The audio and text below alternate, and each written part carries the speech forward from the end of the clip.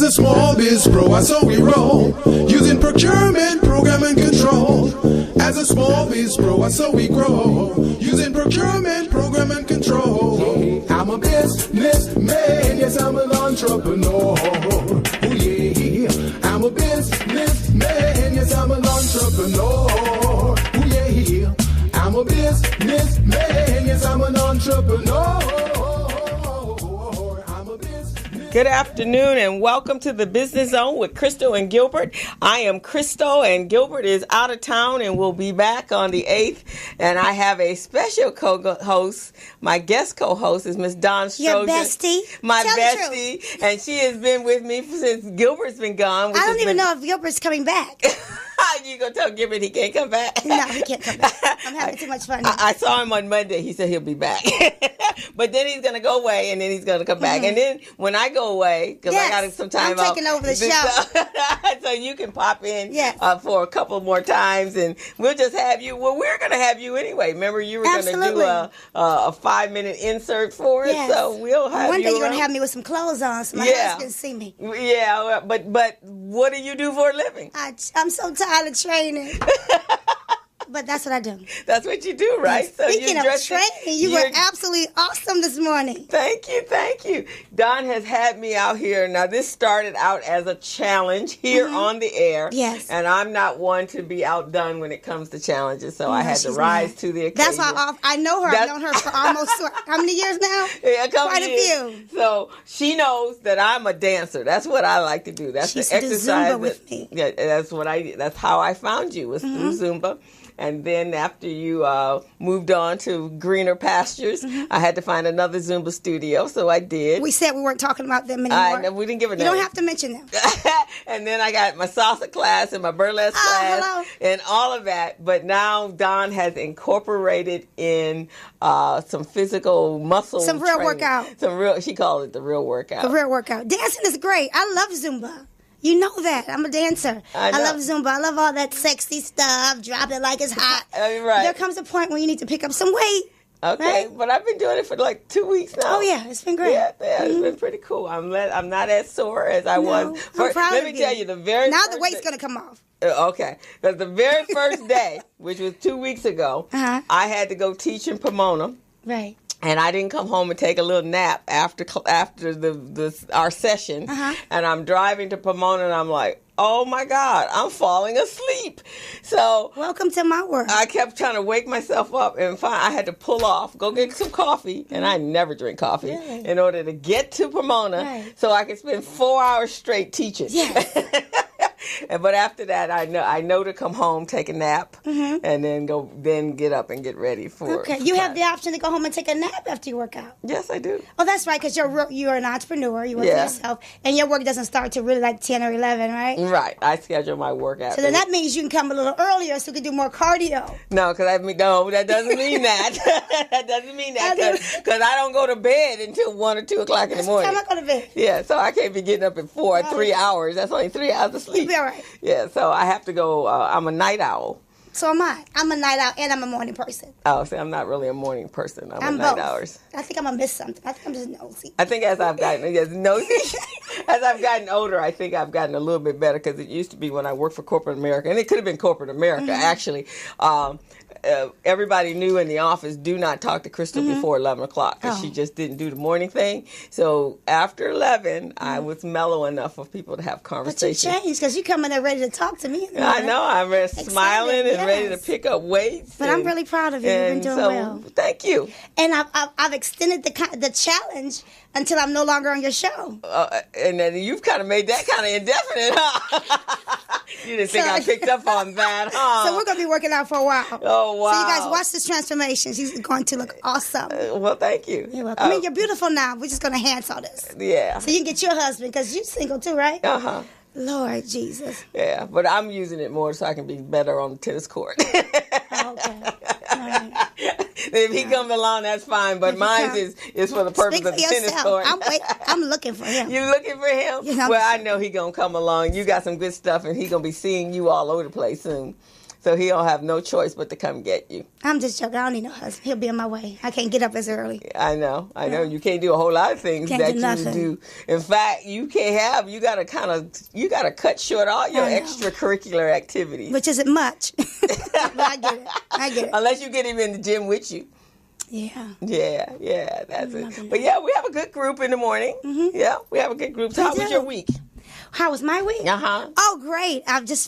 My week is great. We can't talk about that right now until I'm done. My week is great. God is good. Great. It was a short week this week. We had Memorial Day weekend, and which kind of threw me off on Tuesday, Wednesday, and I'm just now recovering, I think, because you get out of the mode. What did you eat on Memorial Day? You want me to tell you that? Never mind. I had salad. Did you? Uh-huh. Okay. Yeah, some lettuce and some green beans. Did you? Uh-huh. Liar. It's a chicken. You're too happy. It's a chicken. Okay, fried chicken too, right? No, it was barbecue chicken. Oh, okay. I got invited. Barbecue sauce is nothing but sugar. I know. Nothing but sugar and barbecue But they didn't put the barbecue sauce on. They didn't? No, you put it on afterwards. Oh, you put it on. No, I didn't. Okay. I had some ribs too. No barbecue sauce. When you get on the scale tomorrow, it'll tell it all. I know. So, I'm expecting 4 pounds tomorrow, Crystal. 4 pounds? Yes. Okay. Well, we'll see how that goes. So it's been a busy week politically, business-wise. There's been a lot of stuff going on. All I know is we got to stay focused, and we got to help our small businesses stay in the limelight, in the forefront, and as opposed, because there's a lot of stuff going on in Los Angeles that they're being pushed back, the black-owned businesses, and some of them need a lot of assistance. So we're working on that. And you're the person to do it with Recycling Black Dollars, right? Yeah, Recycling Black Dollars. That's what we do. I had a great meeting yesterday with one of our to-be sponsors. So I'm excited about that. Some new places for RBD to go. Right. And so we're cool with that's really good. For those that don't know, Recycling Black Dollars, one, is a sponsor of this show, as well as the Department of General Services, and as well as Small Biz Pro, which is a product my co-host Gilbert has, and it's an amazing product. But Recycling Black Dollars is an organization that's been in our community for the last 30 years, and its purpose is to make sure we as black people are recycling our dollars and keeping our dollars circulating in our community. Well, we're 30 years into this, and so now we're really more the consciousness, and I'm really a very blunt conscious because we're at a place where we are supposed to be taking care of our own. Yes. Every other nationality out there takes care of their own, and we kind of skirt around it and pretend like, we have to be include everyone, but my mother used to say, goodness starts at home. Right.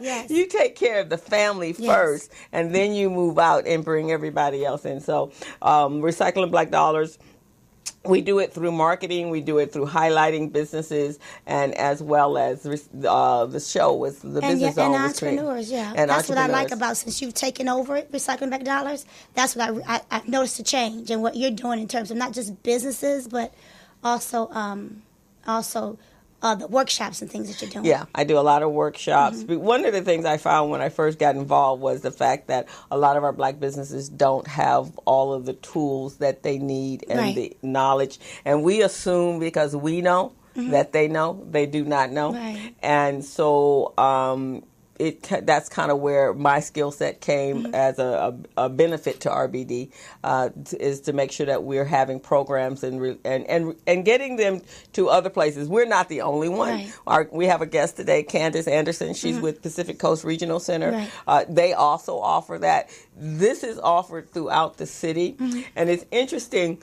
Last week I spoke at she has proclaimed herself to be the what does she call herself? The mayor of South Central, Dr. Rosie Milligan. Yes.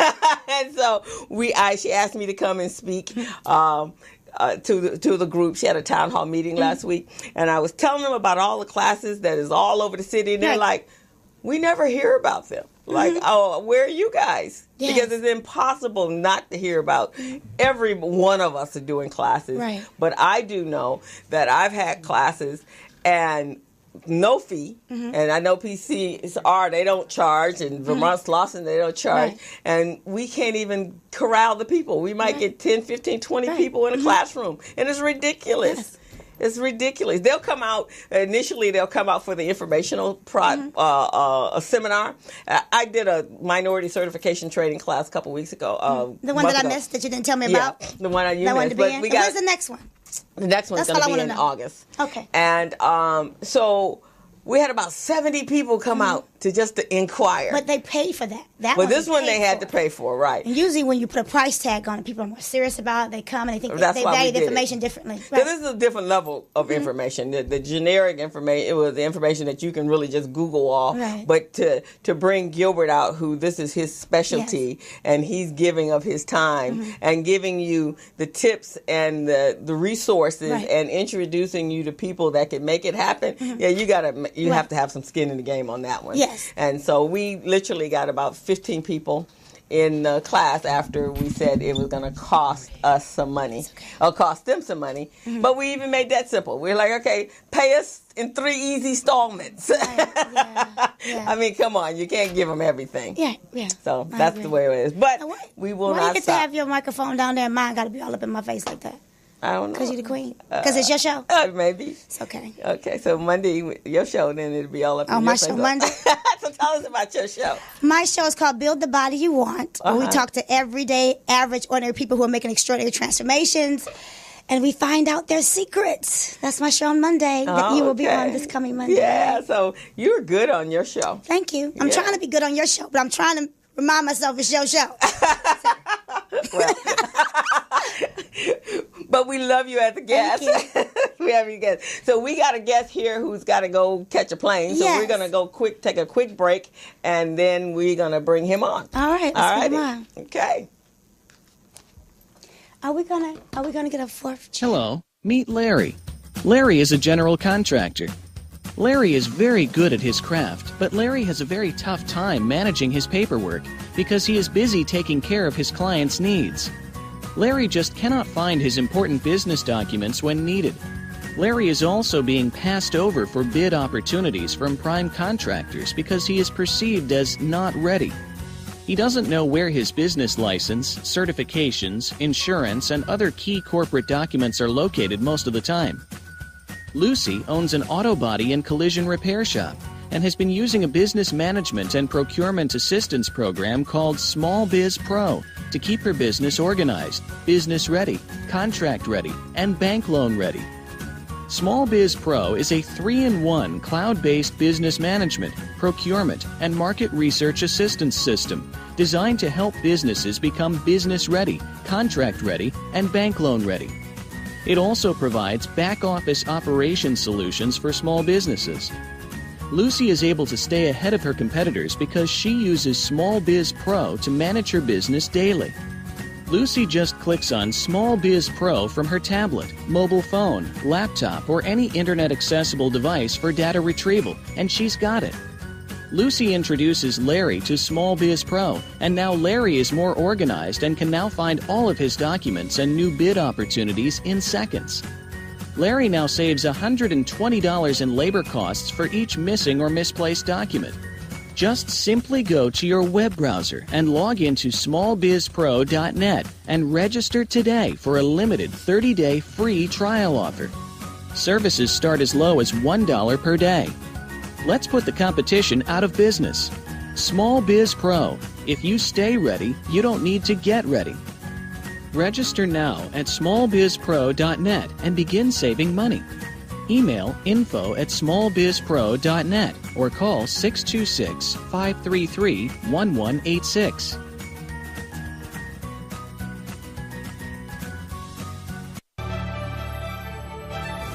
Each year, the state of California contracts for billions of dollars of goods and services.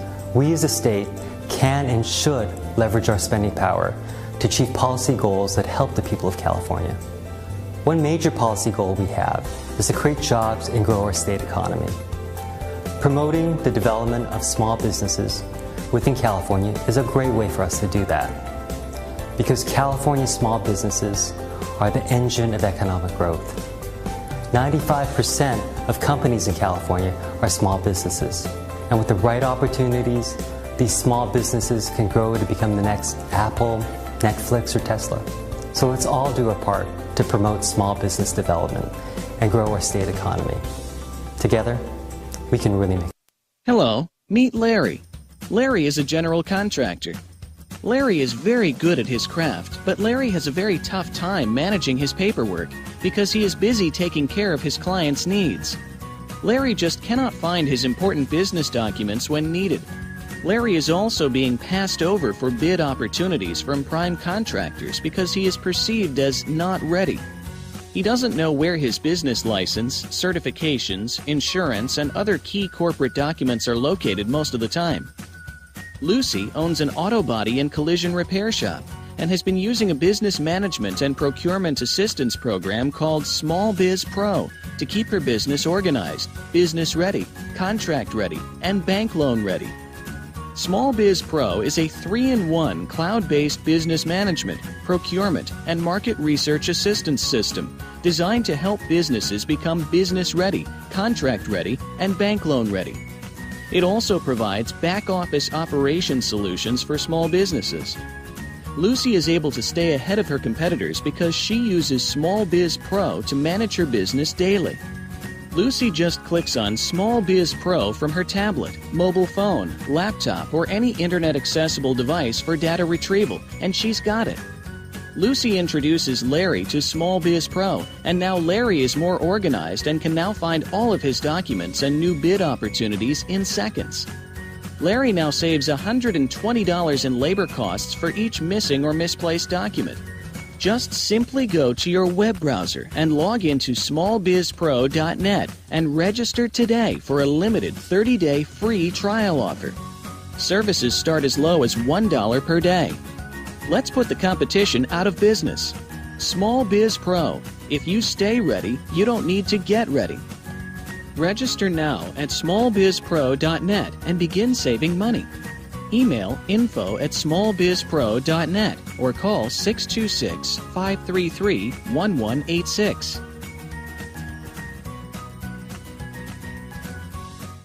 And we are back with Crystal on the Business Zone with And Crystal Don Gilbert Strozier. and Don Strozier. Can we do that over? Yeah. Okay. Gilbert's not here. They already know about Gilbert. Let's just do the Don and Crystal. They already know about Gilbert. No, we love the Business Zone with Crystal and Don. Yes. It's only fair. Okay. Forgive her, Gilbert. She knows. You can never be replaced. All the information that you add to the show, my friend, you're out helping the show make money. You're out making people aware of what the show offers. Come on, we're just having fun.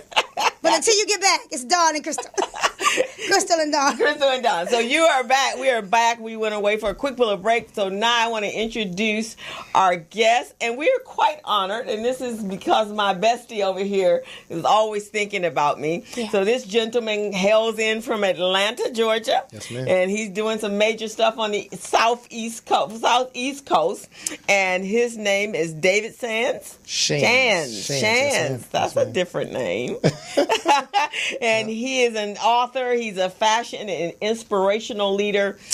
He's gone from employee to employer. David worked in various customer-oriented industries by day while building his own apparel business by night.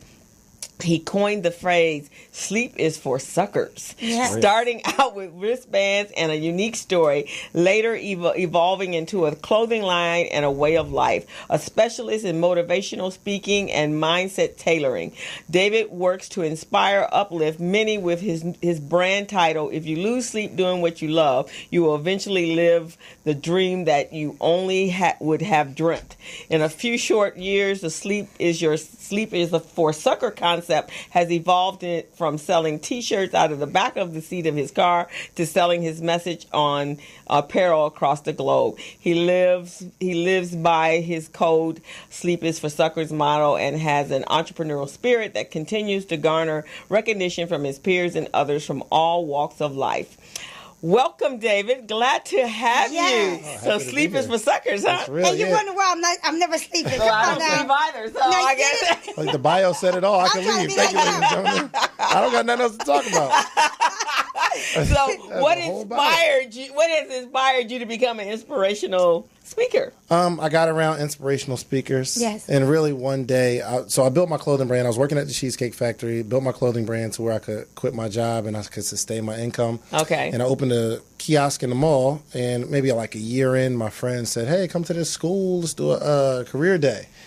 And I said, well, what would I talk about? I don't know. And he said, well, I don't know. Let's figure it out. So we went to the school, and I just had the time of my life to be able to see a child kind of with his arms folded, and then you keep talking, and then they lower their arms a little bit, and then they keep talking, and then they lean in, and then you keep talking, and like they're almost in tears at a point. Yes. And to see that, I said, I found my calling. All right, that's Hey, fantastic. what's interesting, I had a chance to see that firsthand. Did you? I followed him maybe a few months ago to a school downtown. What was the name of the school? I don't know. Okay, but it was a magnet school, wasn't it? Yes. And to see these kids look at him like a deer in headlights, and when he asked questions, everyone raised their hand. They were so engaged in the information he was giving.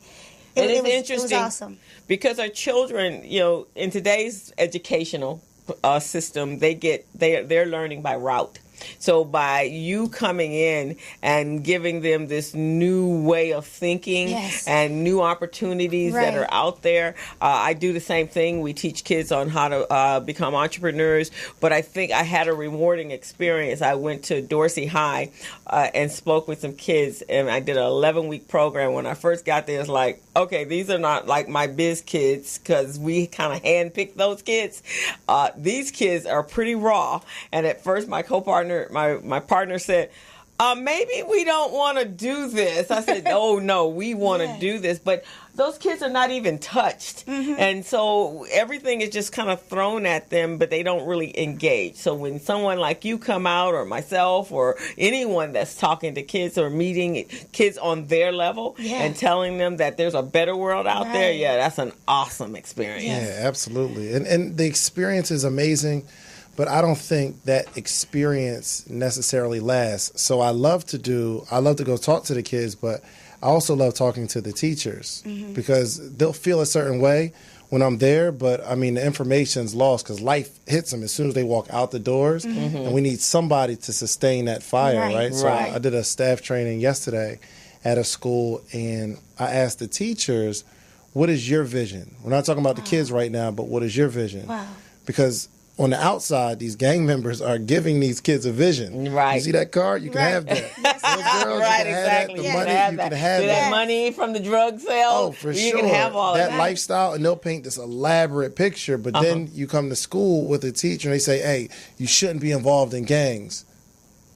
Okay, why? Where's my picture? But they're not giving them anything. But more importantly, like a vision. Like, what does it look like to do what you're telling me to do? So obviously, the teachers, if they don't have a vision for themselves, they're not going to paint a picture for the students, right? No. So I encourage all teachers to start something, build something, let the kids see what you're doing outside of work. But if you're not doing anything, why would they listen to you? Exactly. And actually, if you think back, the teacher that you remember most from your school years is the one that they were pretty, innovative. They had, when they went away for summer break, they came back with these fantastic stories. They traveled all over the world. I remember my teacher's you remember those teachers, right? Absolutely. Miss Hall, Miss Powell. They planted seeds in me that are growing today. Some things, I was failing English, and she started talking to me about the dreams and the things I wanted to accomplish. I left that English class with an A, but Miss Hall made an impact. Right. Absolutely. And that's why it's important for a teacher to make that impact. So when they're in their 50s, they can go back, oh yeah, I remember Miss Hall, right? Or any, and I can think of 3 teachers, and I can even see their face today that made an impact on who I am and what I got from them when I was in school. And do you know what Miss Hall was doing? She had a poetry teaching class. That's what she was doing outside of school. I remember that. And that was exciting. She was a teacher, but she had some other things going on. Yeah, because she looked so she also dreamed past her job. Yeah. So that's cool. Absolutely. So you've written a book. Yes. So tell us about that. Oh, absolutely. It's called Dreams Are Built Overnight. And, some people are shocked by it, like dreams aren't built overnight. You can't have it overnight. However, what I did was I worked all day on my job and all night on my dream in terms of from the hours of like 11 o'clock to 2:30 in the morning, that's when I built this dream brick by brick. It wasn't during the day, but it was at night. So if you're putting a model car together from midnight to 2 in the morning every day, you start building it every day, a little bit of piece, like put the wheels here. Then the next night you put the doors on, you start painting tonight. The car will be built overnight, right? So that's the only time I had. And some of us, we have our jobs, we got our kids, and we can't really grind until the kids go to sleep, until we're off work, until we're done dinner, things of that nature. So that was the window in which I built. And also that there are no excuses, right? Oh, because you worked just as hard, I'm sure, if you worked at the Cheesecake Factory, so you were on your feet all day dealing with customers, and then you had to go home and put on your creative hat, right? Yeah, I had a bunch of excuses. I just didn't use any of them. We all got a whole bunch of them we can use. I give you a long list of excuses. Yes. I got them all. You got them all. He doesn't use any of them. Yeah. So your clothing line, is it in stores or? Yeah, so it's called Sleep is for Suckers. We sell online. I had a store in the mall for 5 years.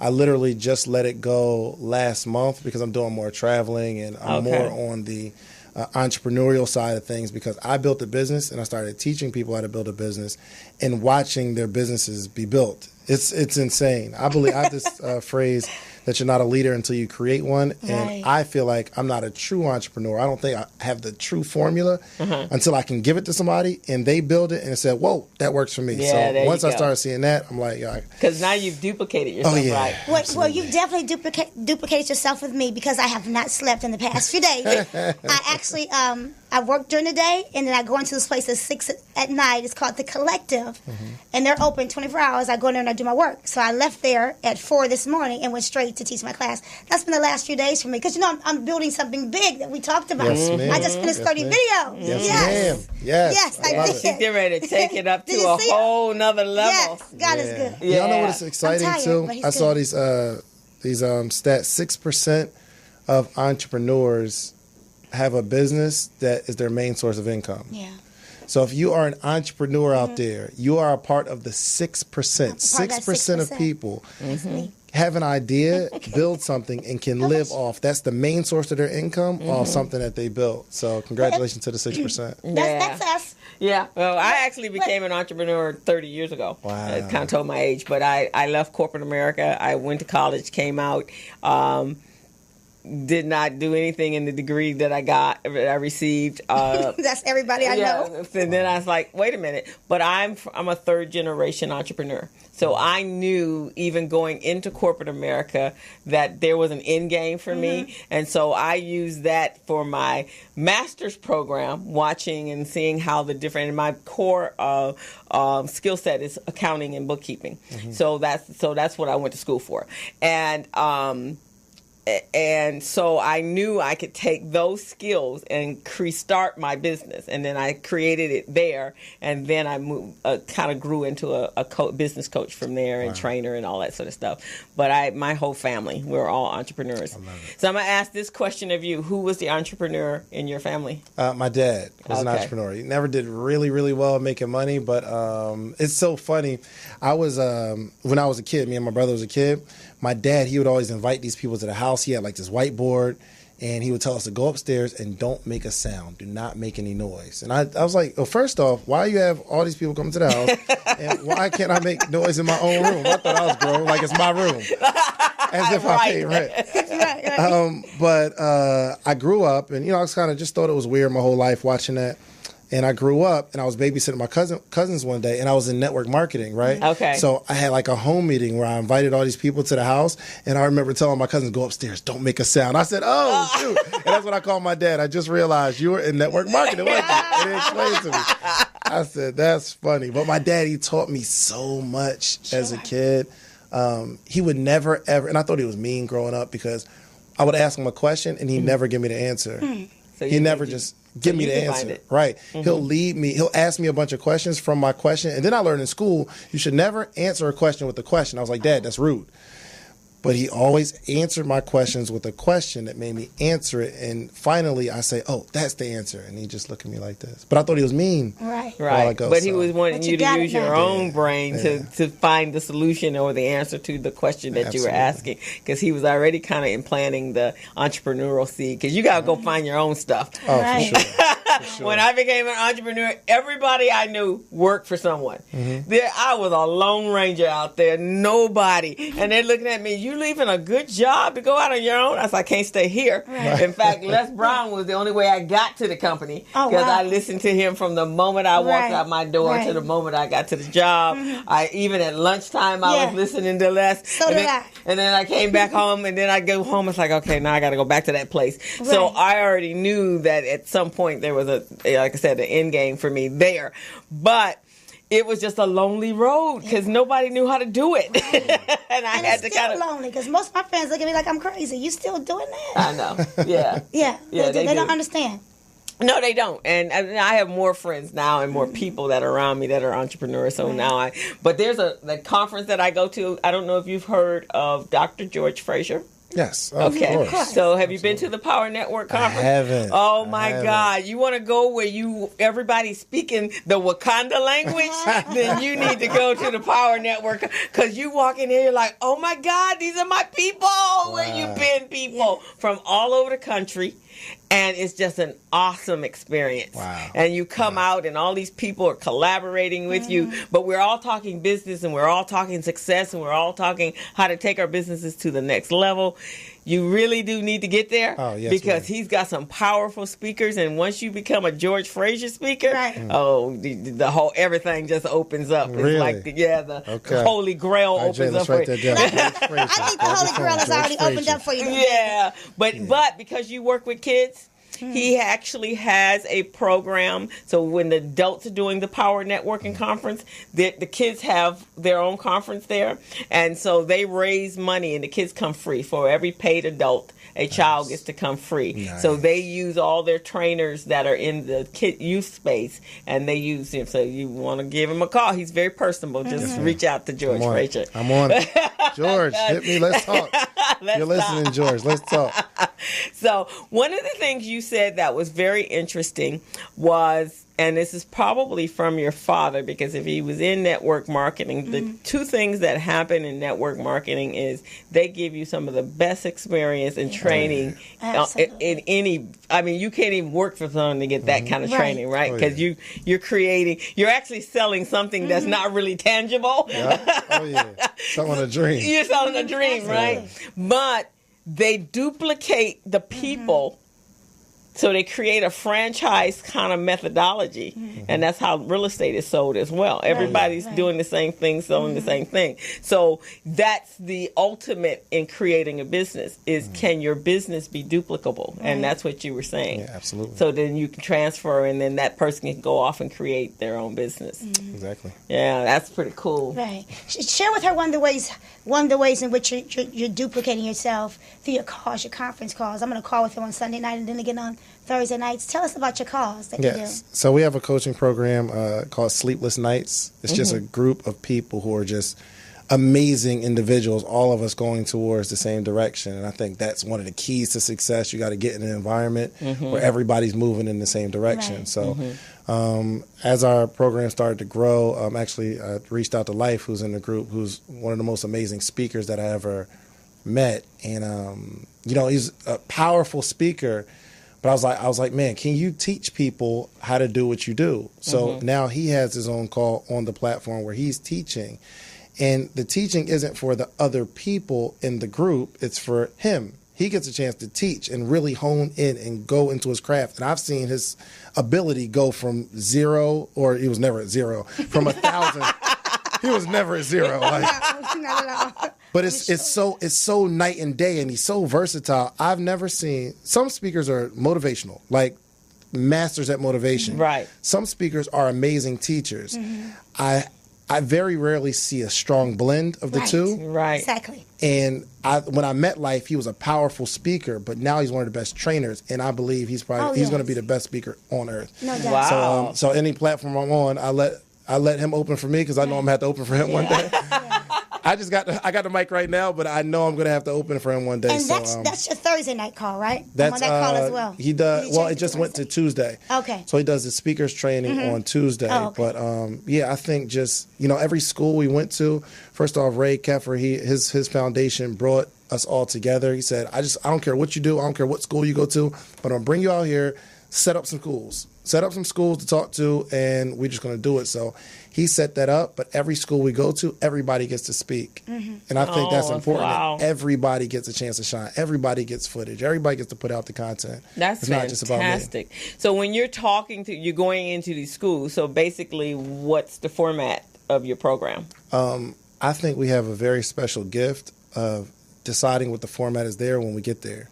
Because you can't talk to... So one of the teachers that we went to yesterday, she said, we put the worst kids in this room. She said, we intentionally found the ones that flip over the tables and cuss out the teachers. You can't go with the same format with them as you do some people on the other side of town. For sure. And then you get a feel for them, and then you guys just have open up your bag of tricks and use whatever works. Especially when it comes to kids. As speakers, you learn to sit over a piece of paper to ask the qualifying questions, and you're able to create your message for them before you get there. But when it comes to kids, and you got to look at down to the room. We're in a gym.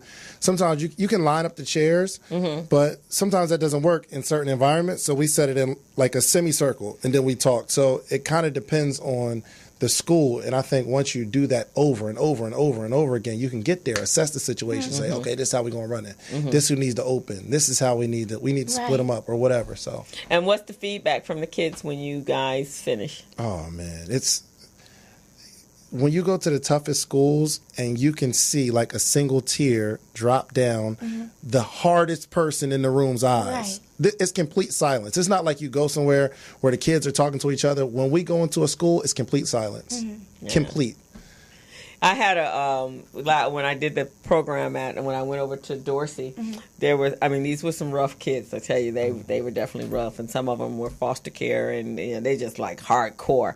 And so their teacher, running this man ragged. He was a young guy in his 20s, and he's telling me, here's some candy if you want to give them candy. It's like they're ninth grade. Why the heck would I get no candy? And so I laid down the law, and all kinds of names are being called across the room. They're cursing. They're going on. So that was the first day I was there. Second day, I was like, okay, let me tell you how this is going to roll. You are not going to speak any language that you would not speak in front of your preacher or your pastor or your priest. And your grandmama. That's the only thing you doing here with us in here. I don't care what happens when I leave, but this is how we roll in right about now. And so they're like, and then some were real hard. So I have one of my mentees. He went to prison for 15 years. And he calls himself a mixologist. And so when he came out, he went in, there was pagers. When he came out, there were iPhones. Right. And his baby girl was a baby, and now she was finishing up her bachelor's, and she was in her 4th year of college. Right. And so I told him, I said, Kevin, I need you to come talk to these kids. But you can't use the language because I've already put the parameters for that, and we don't want them to backslide. But you give it to them hardcore. You give it to them that prison is no picnic, and you let them know exactly what you went in for. So, and what's amazing about Kevin is he came out of prison 15 years with his general leaf, whatever that is, $235, right? Right. He had a business plan. And he started using his skills that he used when he was mixologing, and he now has this amazing shea butter product, and he sells it, he bottled it, he packaged it. So he's been in business now for the last 5-6 years. Awesome. And he was living off the county. He had no car. He was taking the bus everywhere. 5 years later, he bought a nice car. He has a nice home. He's creating this business for his child because he wasn't there when she was growing up. When he walked away, so when I asked the kids at the end, I was like, so who was the speaker that you liked the best? Mr. Kevin. Wow. Because he spoke to them in the language that they needed to hear and that they understood, and he also gave them the hardcore side of it. That's not a vacation like people make you think it is. Right. Who does 3 that squares and a bot. In your group, who does that part? Who scares them? I don't think anybody scares them. Yeah, we hit them from so many different angles. Really? And I wanted to, when I came out here, I wanted to pack the schools back to back. Like we leave one, at 1 o'clock and get to the next one at 1:30, but that's never ever possible. Yeah, because you spend too much time. No, because the kids won't let us leave. Oh, Really? When the bell rings at 2 o'clock and they hang around for another 20 minutes and don't want to leave, the principal was in awe yesterday. Yeah. Wow. Like normally they got to leave at 2 o'clock, and the administrators had to grab the kids like, no, they got to leave. They've got to go. And it's not just one person, right? So Ray has his own story, Justin has his own story, Life has his own story. Like, we have so many different speakers. It's just. But that's what our kids need, right? Yeah. They need to hear it, and our male children need to hear it from other males that are successful, and they need to see that you care. Yeah. You're giving of your time to come, because you don't have to. Yeah, Right. no. You could be out there making some other money, big money, man. But we're coming to give to them, so that's phenomenal. And it pays off in the end. Oh, for So sure. how many is in the group? Is it? Oh, we have about 100 now in our coaching program, but depending on the city that we go to, I just have a good network of people in the city, or my network has a network of people. So if I go to Iowa, I don't know anybody in Iowa, but I'm sure I know somebody, and I know somebody that knows somebody in Iowa. Too. And we put out so much content. Like, I mean, now it's 2018. You could put out content and literally touch the world. Right, exactly. So do the kids follow you on Instagram and absolutely. and whatever? Yeah, and now your calls, the weekly calls, that's for adult entrepreneurs, or can the kids call in as well? Or adult entrepreneurs, we're working on a program for kids. We had one, but we're trying to structure it and make sure it's right. But this one's for adults. okay, You talked about what Life does, but you didn't talk about what you do on those calls, because you give some incredible information as well. Those are teaching moments for us. Yeah. We learn a whole lot from you. You have amazing people on the call that we learn from. You recently had a guy on the call, the gentleman that has the what do you call it? Not check. Payroll company. Oh, Wesley Owens, Wesley Owens, staffing amazing company. story. Yeah. He gave some information about being accredited, some of the stuff that you teach. Yeah, amazing. So on Sunday, so first off, every month we have a different theme. So this month the theme is networking, actually.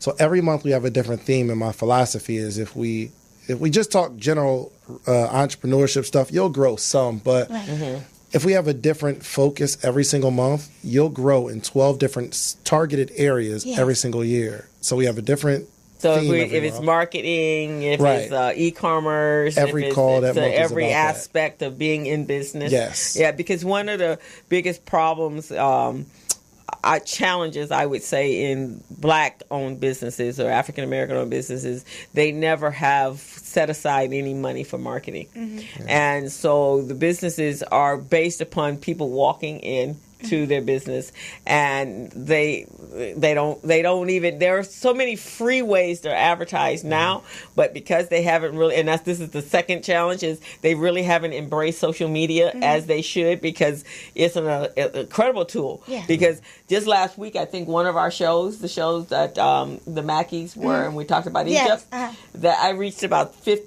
I think it hit 30,000 people last week. Wow. Just and I broaden minds, because I think internationally there's a core of our listeners that are in Africa, and they're young. They're like just coming out of college, and so we get a lot of feedback. So I really cover all of the. And he taught a class on that. He taught a class on saying if you're not seriously learning how to do Facebook ads, remember? Oh, for sure. Yeah. You're not doing business. Well, I have to get in on this call. He gives so much information.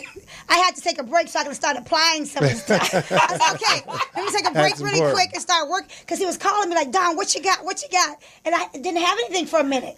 And I had some old stuff, and I didn't want to send him my old stuff. So I was like, let me go get busy. This guy. And you do pay for the call, but I have to say that, and it's nothing. It's very minimal. The amount you pay for the call, you can't get this information anywhere else. That's fantastic. You can't get the kind of people he has on the call. Professionals in the industry that are doing amazing things. You can't. I can't build those relationships without you.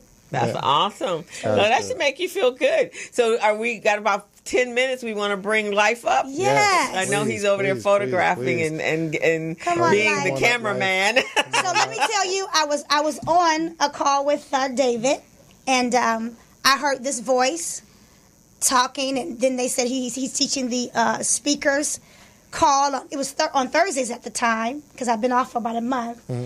And I got on the call, and I was completely blown away because Les Brown is one of my closest friends. I talk to him on the phone all the time. I was trained by Dan Lear, which is Anthony Robbins' trainer for his coaches. But this guy knew all the secrets. He knew everything. I said, all the secrets. He knows, and he's phenomenal. He's absolutely phenomenal. Whole lot of energy. And So God's truly giving him a gift. Look at him. Come on in and have a seat. Hey, look, as a We speaker, don't even need a bio. You got a fan club. As a speaker, I am really critical of speakers. Like, Yes. you know, like you're a speaker. You don't really like speakers like that. Right. Every time I hear life, it's just, it's a complete treat. And every time. they have two different styles that complement each other. He's like the quiet storm, and he comes and hits you over the head. It's amazing. So welcome. Well, thank you. Boy, that's a big follow-up, man. Yes, you did. Yes, you did. I'm looking around for the person they're talking about. Like, who is that? Feel like the kid that went from the kids' table to the big table in the house. This is great. So how did you get this moniker as the life, first of all? In my regular conversations with people, I come from a rough town, similar to just about everybody's town in this generation. Okay. I come from a space where you're always greeted with life and death, to be honest. Oh. So I'm from a spot, I was in the Marine Corps 21 years. Okay. I know more people murdered in my town than I know any person I've known in the Marine Corps killed. Really? So we come from a war zone. So when I'm standing in those positions and I have the opportunity to say, we can go left or go right, I'm always saying, well, let's look at how is this going to affect us in the long run. We can do that, but wow, how much is it really worth for us? So where did you grow up? Conway, South Carolina. Oh, wow. There's more people killed in there than...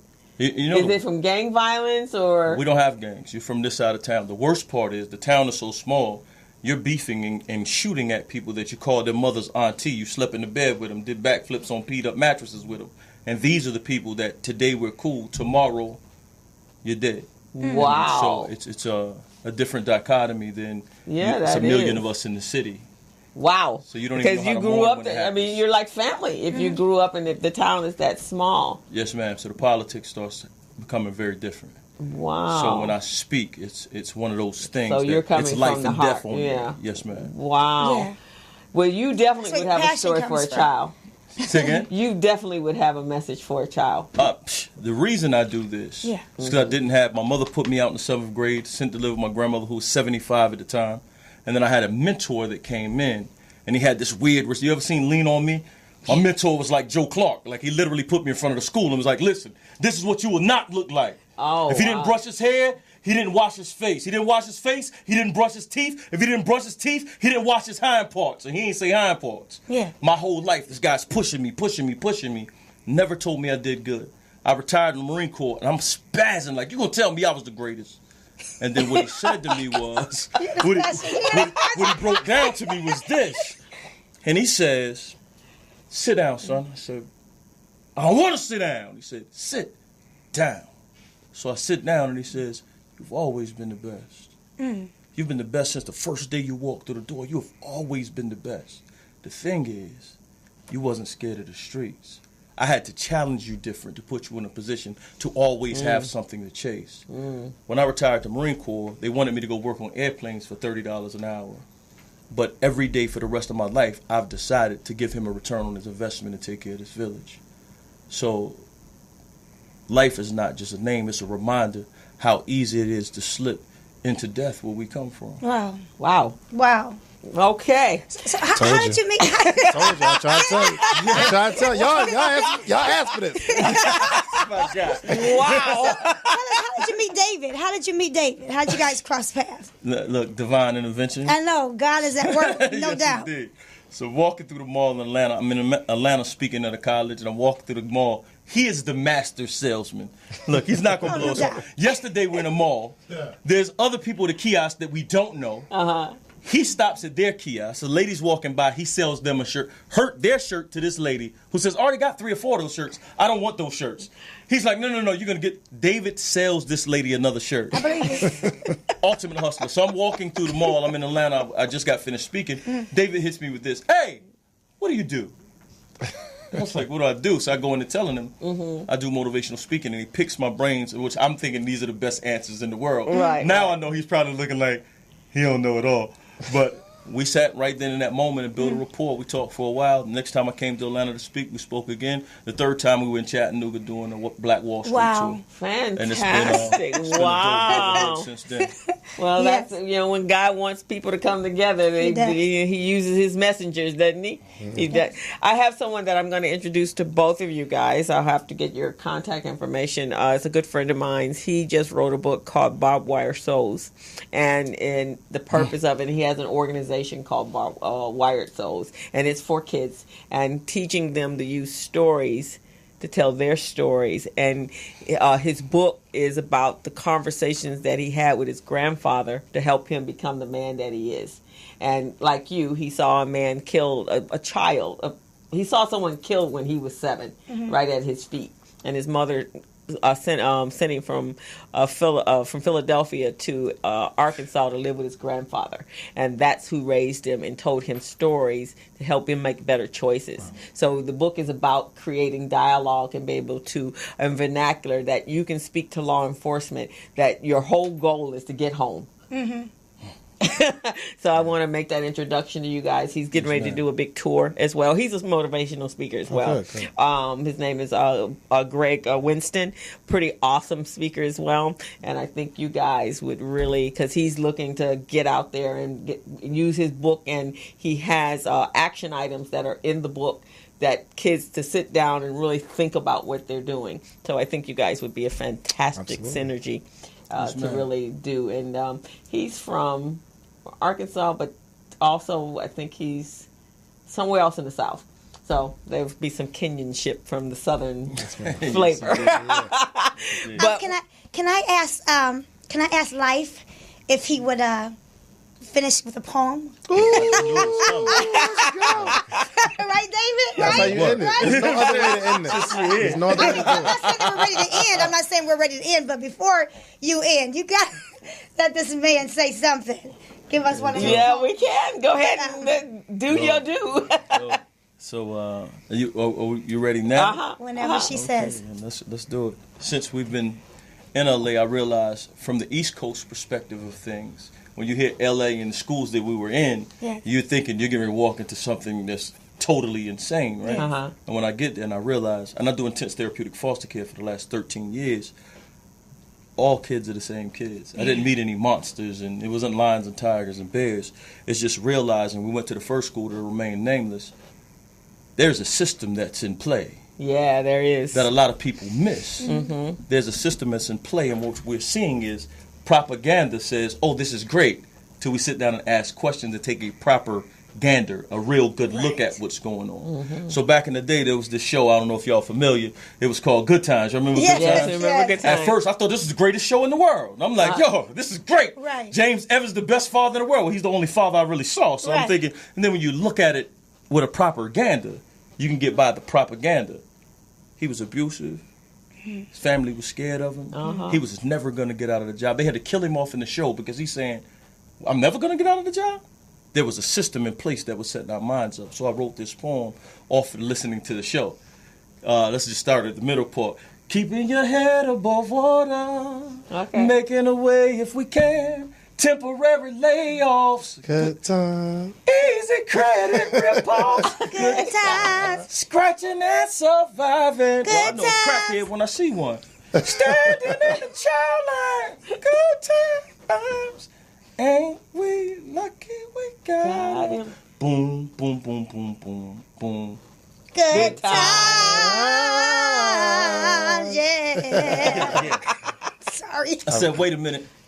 Wait a minute, as I stare at the J.J. Evans pitch, I'm trying to figure out where exactly this good time is. You see, we live in a time where bad things are happening so rapid that it's became the new norm, and them activists who used to be active have become lukewarm and ain't getting hot on nothing unless it's something they can get their publicity stunt on. See, where we come from, we become so content with the humdrum of the slums that while the rest of the folks are reaching for a loaf, we'll give up and accept the little bread that they give us, and once it's divvied up amongst the bills, we strive to survive here off the crumbs, then find time to antagonize our sons about their pants sagging off their behinds. Like like that's a bigger issue than the fact that our sons are lagging behind in education, or the fact that the archaic school system lacks imagination and attention for politicians, so it's deficit in the resources. But the recourse is convince your kids they're the ones with attention deficit disorder, over-medicate them till they're sedated, then tell them no child left behind is the same thing as your child moving forward. But when you fast forward a movie, you miss important parts of the presentation. Like how standardized state test scores, no child left behind, and a privatized prison system have a direct correlation to slavery, but they pray that we never get it. They said slavery's been over. That's just an excuse. We gave y'all the 13th Amendment, but the 13th Amendment was never intended to end slavery, just switch up the mission. But word to LeVar Burton, you ain't got to take my word for it. Allow me to read to y'all the 13th Amendment. Listen,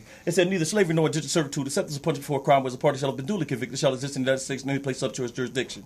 So when you say it fast like that, you ain't got time to get it. But if you slowed it down and truly listen, I guarantee you would hear something different. So let me slow it down so everybody can get it. Listen. It said neither slavery nor indentured servitude, comma, except as a punishment for a crime, whereas a party shall have been duly convicted, comma, shall exist in the United States in any place subject to its jurisdiction. See, when you put the word except into a sentence, that means you ain't tried to end slavery. You just said it was cool under this condition. Then you use third grade test scores to determine how many prisoners you put in the community. Then you're trying to fool me that we ain't being left behind because if you fail, you can pass the class, but you will fail in the test of time because you don't get the proper life skills to hold down a 9 to 5. So you go back, get a loud pack from your man, get on your grind till you get caught. Then they give you all this time in court. Bend you over, spread your butt cheeks, show your teeth, and cough. Then they throw you in the cell block. Yo, David Shands. Sound like 12 years a slave to me, Ock. How they gonna say minimum wage is $7.35 an hour and justify giving a man 35 cents a day? And they say it's because you state prop. Boy, you sound like livestock. How you gonna be property of the state when the prison system's owned by a private citizen, which means one man is owned by another man? The only time I know that to happen is if one man's a slave. Wait. Let me stop speaking truth to power before I side with some of these fast food dudes' stomach with the soul food. Can't feed the baby steak, might make you regurgitate vomit, throw your hands up like you don't want it. So let's get back to the nonsense that's going to keep everybody in bondage. Listen, you don't need knowledge nor spirituality. As long as you got a smartphone, a pair of True Religion jeans, fresh pair of J's, you know how to get by to get over, man, we should just get high and watch the time fly as long as they keep providing us with this canned goods and cola. Wow, and I think we have a caller. Do we still have a caller? Wow. Unbelievable. So, caller. Unbelievable. Hello. Are you there? Did they hang up? I ran them off. Okay. My apologies. Wow, that's all right. But oh my God. But is that ever so true? Oh my goodness. That needs to be that's the rap song we should be hearing. Okay. Right. Because that's to wake people up. Yes, ma'am. And I'm all about us being woke. We're getting there. Yes, ma'am. We're getting there because the so much affirmations. stuff is coming at us. And I am not a fan of the man in the White House, but I will say this about the man in the White House. He has forced us to open our eyes. Yes. And hopefully he is forcing us to come together to do for ourselves and stop asking for handouts from other people. Yeah. And with you guys out here doing what you do, you keep doing what you do. And I'll do what I do, and my other guest will do what she does, but we have to be at a place where we're speaking the truth. We can't sugarcoat it anymore. I think that has been the biggest issue that we've had in our community is that we don't want to upset anybody's sensibilities. But there are people out there who seem to get upset over everything. Yes, ma'am. And it has nothing to do with us. And then we get all caught up in it. I mean, we get caught up in the distraction and lose sight of what we have to do for ourselves. Right. So I commend you. Yes. I commend you and Yes. all of you here Yes. for doing what you do. And I'm glad that I'm not the only one out there. Sometimes I feel like I'm a lone ranger, dragging the folks down to the water to drink, and they just won't drink. But now you met someone who's doing exactly what you're doing. Yeah, Yes. I love it. I Yes. love it. Hopefully he can be a part of this Young Entrepreneur Youth Day. Yes, I would love to. So I don't know if you guys are back in town, but our camp is June 13th to the 29th. So in that, we bring people like you to sit down and talk to our kids, mentor our kids. They're building a business plan.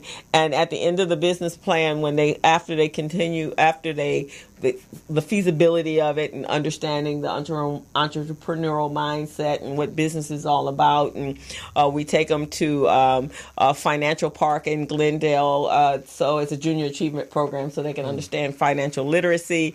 Then we have mentors come in and help build their business, right? Their business plan. And then at the end of that, they get up before the class. All throughout the class is their activity. The curriculum is absolutely phenomenal because it's giving you the academics, the lecture piece, and then they go right behind it and we do the activity. So if I'm talking about marketing, then they have to come up with a widget. They have to create the widget, tell us the benefits of it and why they have it, what pain they're solving and all that. And then they have to get up before the class and talk to it from day one.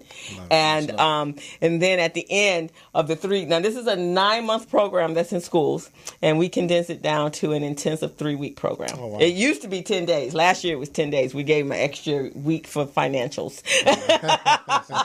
And then they pitch before judges, and then the top 3, then they pitch, and there's a monetary of $750, $500, and $350. We pay the kids $200 something to be part of the program. Then they do a fast pitch and they make money, $100, whoever wins that.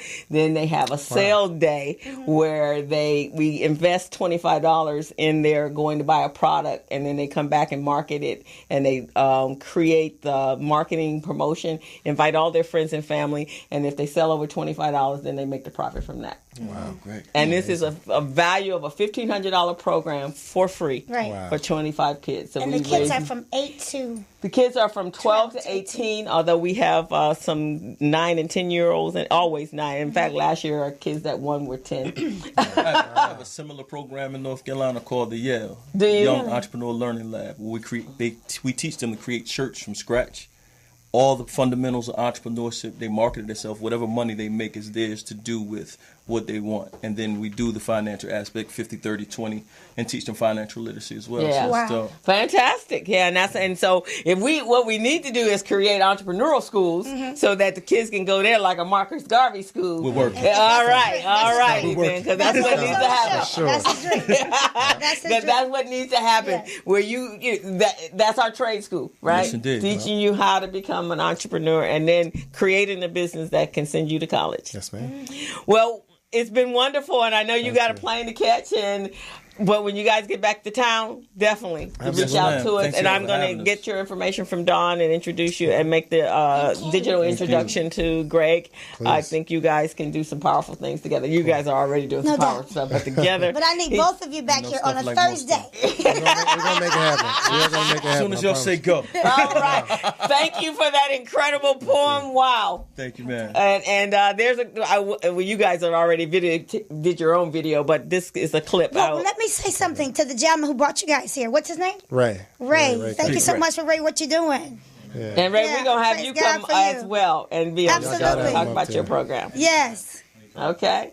Thank you, guys. We appreciate you coming out. It's been quite an enlightening experience. Thank you. Yes. Okay. Have a good one. All right. We're going to go to commercial break, and we'll be back for the Business Zone with Crystal and Dawn. Yes. He finally got it right. We'll see you in a minute. Hello, meet Larry. Larry is a general contractor.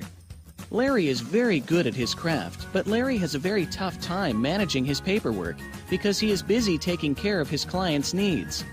Larry just cannot find his important business documents when needed. Larry is also being passed over for bid opportunities from prime contractors because he is perceived as not ready. He doesn't know where his business license, certifications, insurance, and other key corporate documents are located most of the time.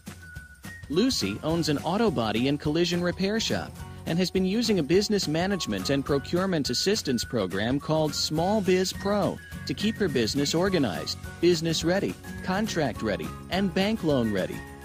Small Biz Pro is a 3-in-1 cloud-based business management, procurement, and market research assistance system designed to help businesses become business ready, contract ready, and bank loan ready. It also provides back-office operation solutions for small businesses. Lucy is able to stay ahead of her competitors because she uses Small Biz Pro to manage her business daily. Lucy just clicks on Small Biz Pro from her tablet, mobile phone, laptop, or any internet-accessible device for data retrieval, and she's got it.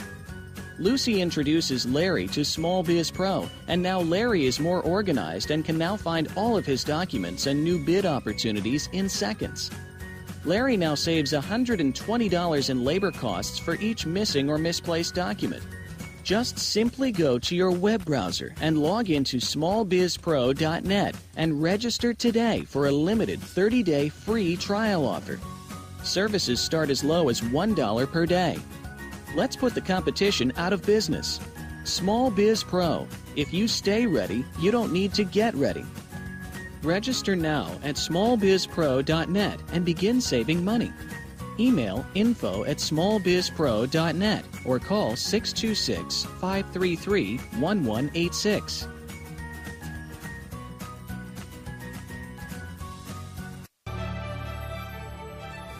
Each year, the state of California contracts for billions of dollars of goods and services. We as a state can and should leverage our spending power to achieve policy goals that help the people of California. One major policy goal we have is to create jobs and grow our state economy. Promoting the development of small businesses within California is a great way for us to do that, because California small businesses are the engine of economic growth. 95% of companies in California are small businesses, and with the right opportunities, these small businesses can grow to become the next Apple, Netflix, or Tesla. So let's all do our part to promote small business development and grow our state economy. Together, we can really make. Hello, meet Larry. Larry is a general contractor. Larry is very good at his craft, but Larry has a very tough time managing his paperwork because he is busy taking care of his clients' needs. Larry just cannot find his important business documents when needed. Larry is also being passed over for bid opportunities from prime contractors because he is perceived as not ready. He doesn't know where his business license, certifications, insurance, and other key corporate documents are located most of the time. Lucy owns an auto body and collision repair shop and has been using a business management and procurement assistance program called Small Biz Pro to keep her business organized, business ready, contract ready, and bank loan ready. Small Biz Pro is a 3-in-1 cloud-based business management, procurement, and market research assistance system designed to help businesses become business ready, contract ready, and bank loan ready. It also provides back-office operation solutions for small businesses. Lucy is able to stay ahead of her competitors because she uses Small Biz Pro to manage her business daily. Lucy just clicks on Small Biz Pro from her tablet, mobile phone, laptop, or any internet-accessible device for data retrieval, and she's got it. Lucy introduces Larry to Small Biz Pro, and now Larry is more organized and can now find all of his documents and new bid opportunities in seconds. Larry now saves $120 in labor costs for each missing or misplaced document. Just simply go to your web browser and log into smallbizpro.net and register today for a limited 30-day free trial offer. Services start as low as $1 per day. Let's put the competition out of business. Small Biz Pro. If you stay ready, you don't need to get ready. Register now at smallbizpro.net and begin saving money. Email info@smallbizpro.net or call 626-533-1186.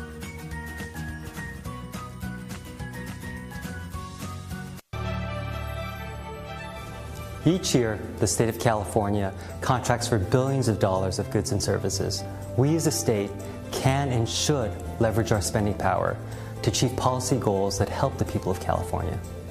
One major policy goal we have is to create jobs and grow our state economy. Promoting the development of small businesses within California is a great way for us to do that, because California small businesses are the engine of economic growth.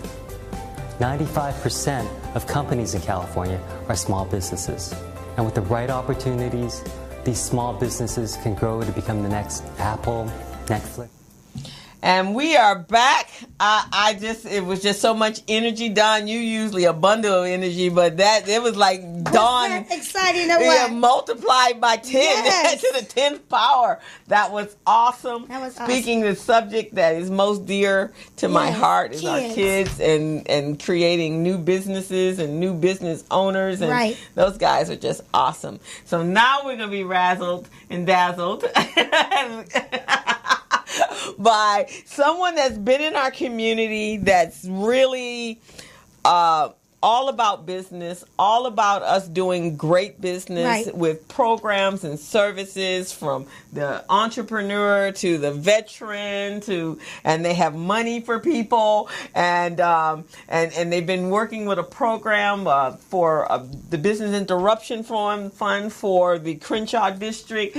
So they have been doing some amazing things. So welcome, Miss. Welcome so much. And so let me tell you a little bit about Constance Anderson. Okay. And she is an experienced community economic development banking executive who has worked successfully in the Southern California market for most of her career, currently at Pacific Coast Regional Center, PCR, to those of us that live in Los Angeles, director of the Small Business Development Center. PCR Small Business Development Center provides workshops, extensive one-on-one consulting engagements, and other resources to the business community. The SBDC receives its funding from various grants, public and private partners. As a result, its advisory services are provided at no cost to the small business owners and entrepreneur.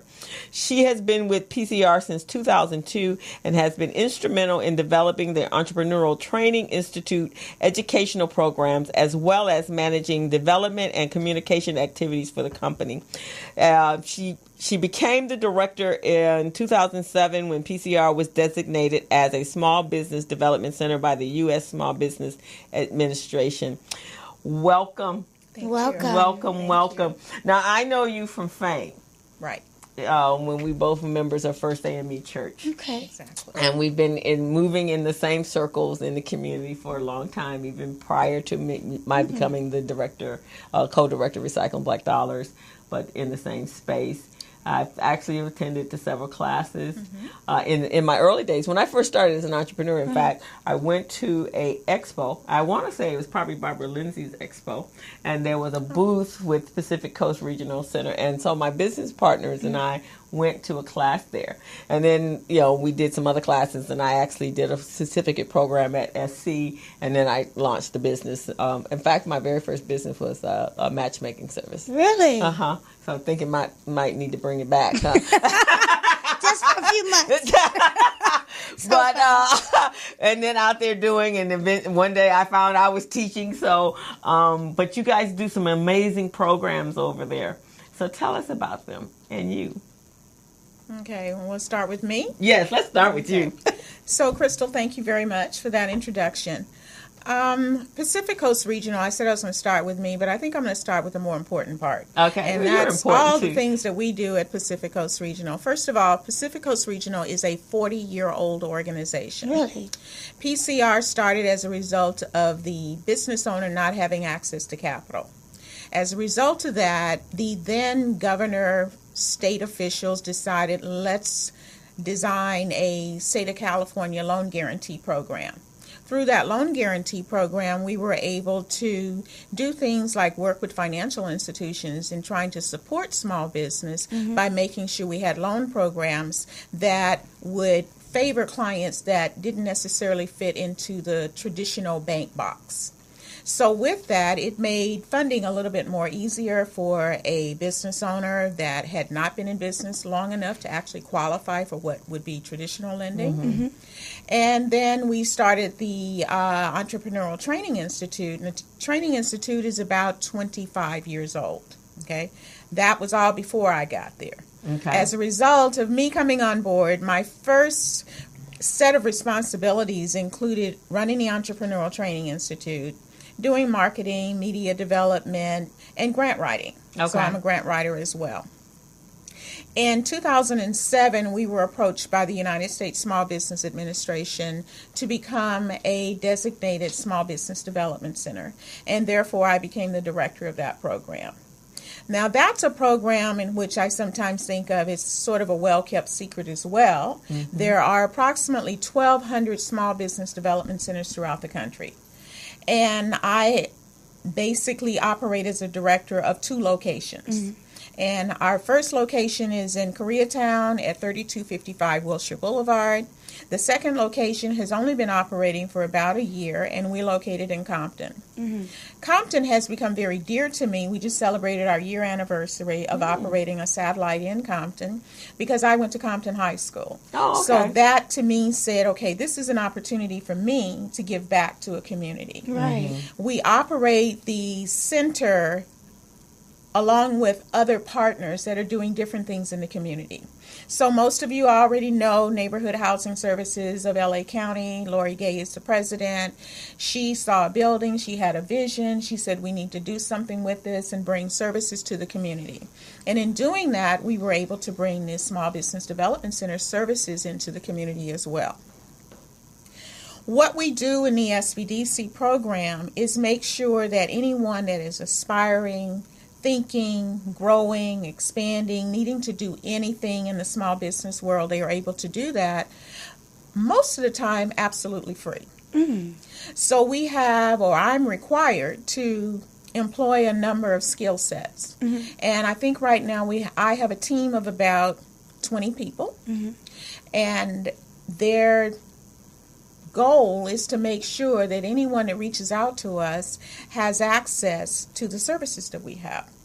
And we have one-on-one counseling, and of course we have the training program, and we have about 12 different topics that we cover in the training program, such as QuickBooks, developing a business plan, or the guided business plan class. We have social media and marketing class. We have, I think, or I'd like to think, that we have everything that would help you to take your business to the next level.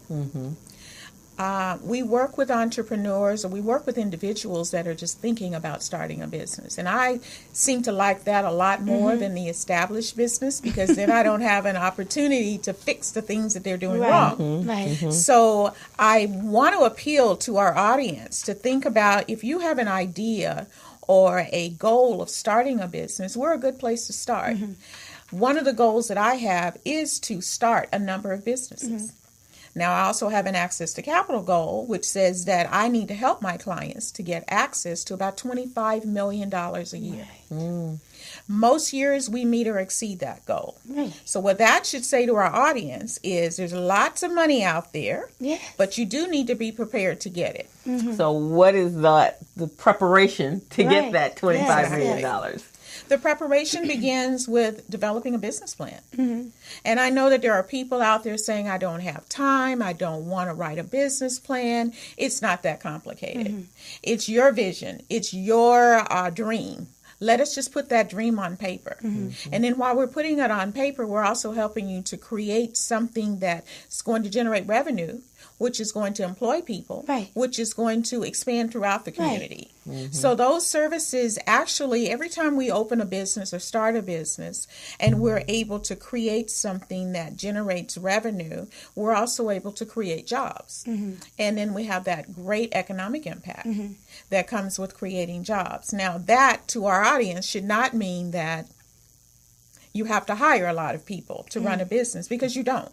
You can run your business from home. I can help you with that.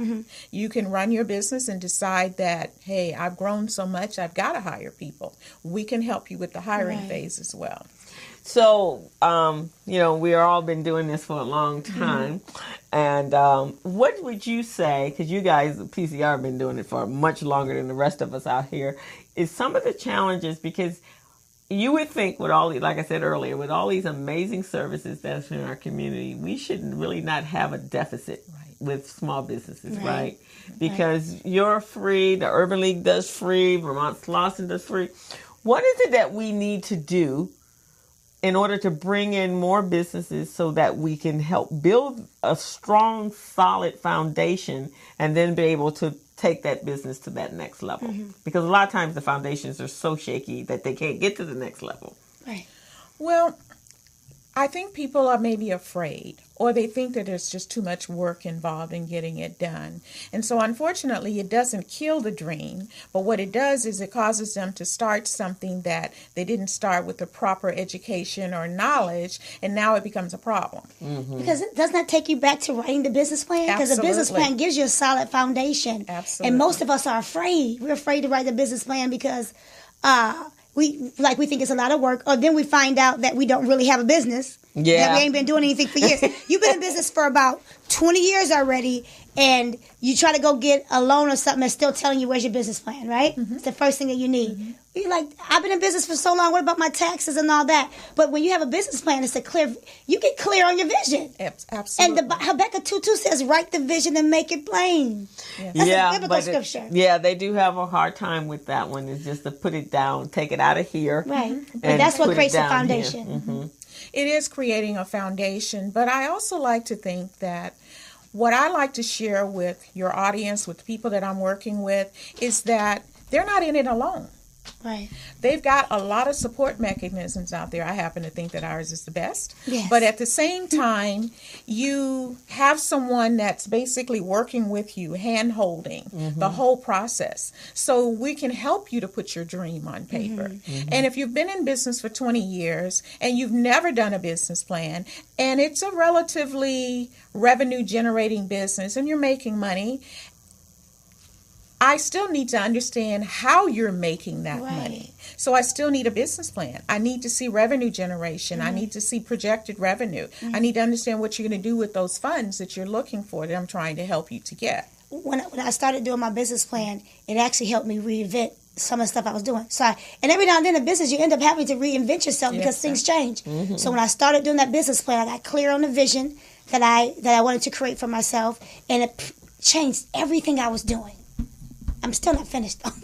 But and the other thing it also does for you is that when things that are externally happening in the world that can disrupt your business, right? And we're in a very disruptive type of era of business. Yes. So we remember the Blockbusters, the video stores, and they weren't ready for the Netflix and the Hulu, right? And another one is the cable company, because now you don't have to have cable. You can do all your TV watching, and even televisions make it simple for you to be smart TVs. Yep. So there's a lot of businesses that have been disrupted and put out of business. Right. Poor planning. And or they may have had a business plan and didn't ever go back to revisit, or they didn't go back to look at the risk and what could potentially happen if this X, Y, and Z took place. Yeah, and like you, I think one of you said earlier, they weren't ready for what's coming. So now I'm doing my business plan now. The young man who's helping me, but I'm going to start working with you. He's helping me, right? Because he's just a friend of mine helping me. So we're looking at what's going to be happening in the next 5 years based on what happened in the last 5. And I wasn't thinking about that. So when you build your website, you build it a little bit differently. You're like the first website I built, I didn't build it for a back office. I didn't build it for what do you call that? E-commerce. Right. So everything's differently. Right. Now with this business plan, I'm thinking differently. It's helping me to create a stronger foundation. And a great prototype for you is the guy that created Zumba.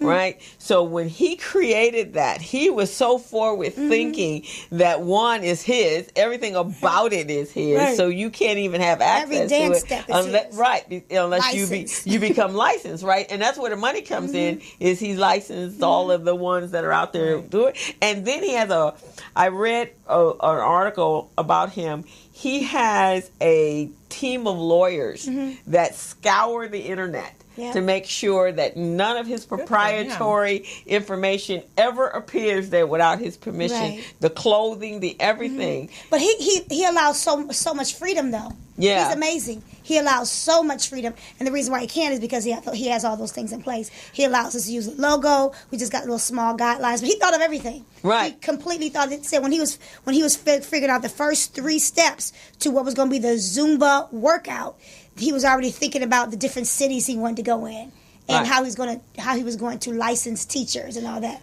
Yeah, and all over the world. And I guess that's where we need to be, is teaching our businesses how not just to be looking for your clients next door. Right. Your client needs to be out there in the cyberspace, because you can now sell e-commerce and really do some amazing things. Probably sell more e-commerce than you do in person. Yeah. And you'll generate different revenue. Right. Because number one, e-commerce is a lot less expensive as having brick and mortar.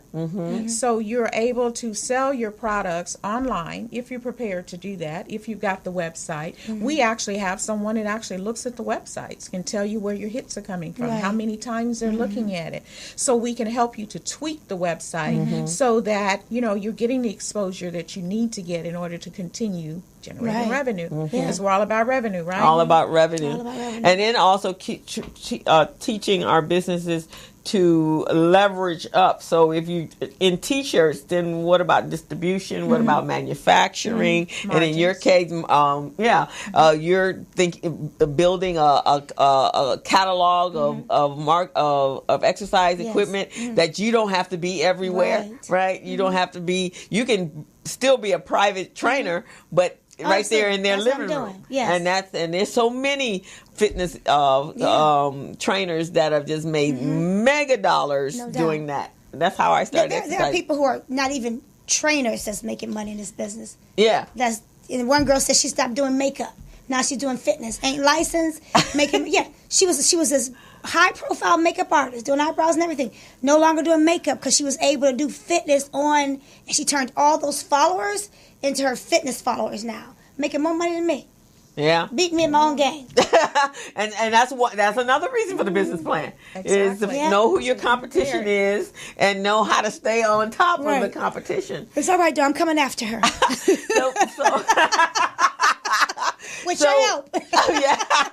So what do we today? We're looking today. What do we look? What does, let's say, by the time we get to train, what do you think our business community should look like if we had? Oh my! I drove down Crenshaw the other day, and I immediately started to think about the number of doors that I saw that had paper in the windows, which means the businesses have vacated that space. Now, I can talk about Metro, Business Interruption Fund, but I want to just stick to the business side of what PCR is about right now, and that is for people that are thinking about starting businesses, I would like to think that Crenshaw should be a driver for people wanting to start a business that's retail or service oriented because of what's going to happen on Crenshaw once the rail line is completely done. We're seeing a lot of people move in and so forth, and I just like to see, I hope I can say this, more people move into the community that looks like me. I think so too. And I'm hoping I'm not offending anyone out there, but the bottom line is I work with everyone.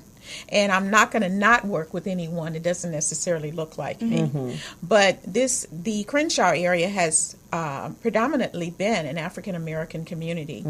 And so I feel bad that there's so many African American businesses that have had to leave the community. And so if we talk about the Business Interruption Fund, my hat's off to Metro for making those funds available. And basically, for those of you that are listening that may not have heard about the Business Interruption Fund, it is a program that is supported by the Metropolitan Transportation Authority, in that they made $10 million available to businesses that were being negatively or revenue impacted by the rail line, the closures of driveways and streets and so forth and so on.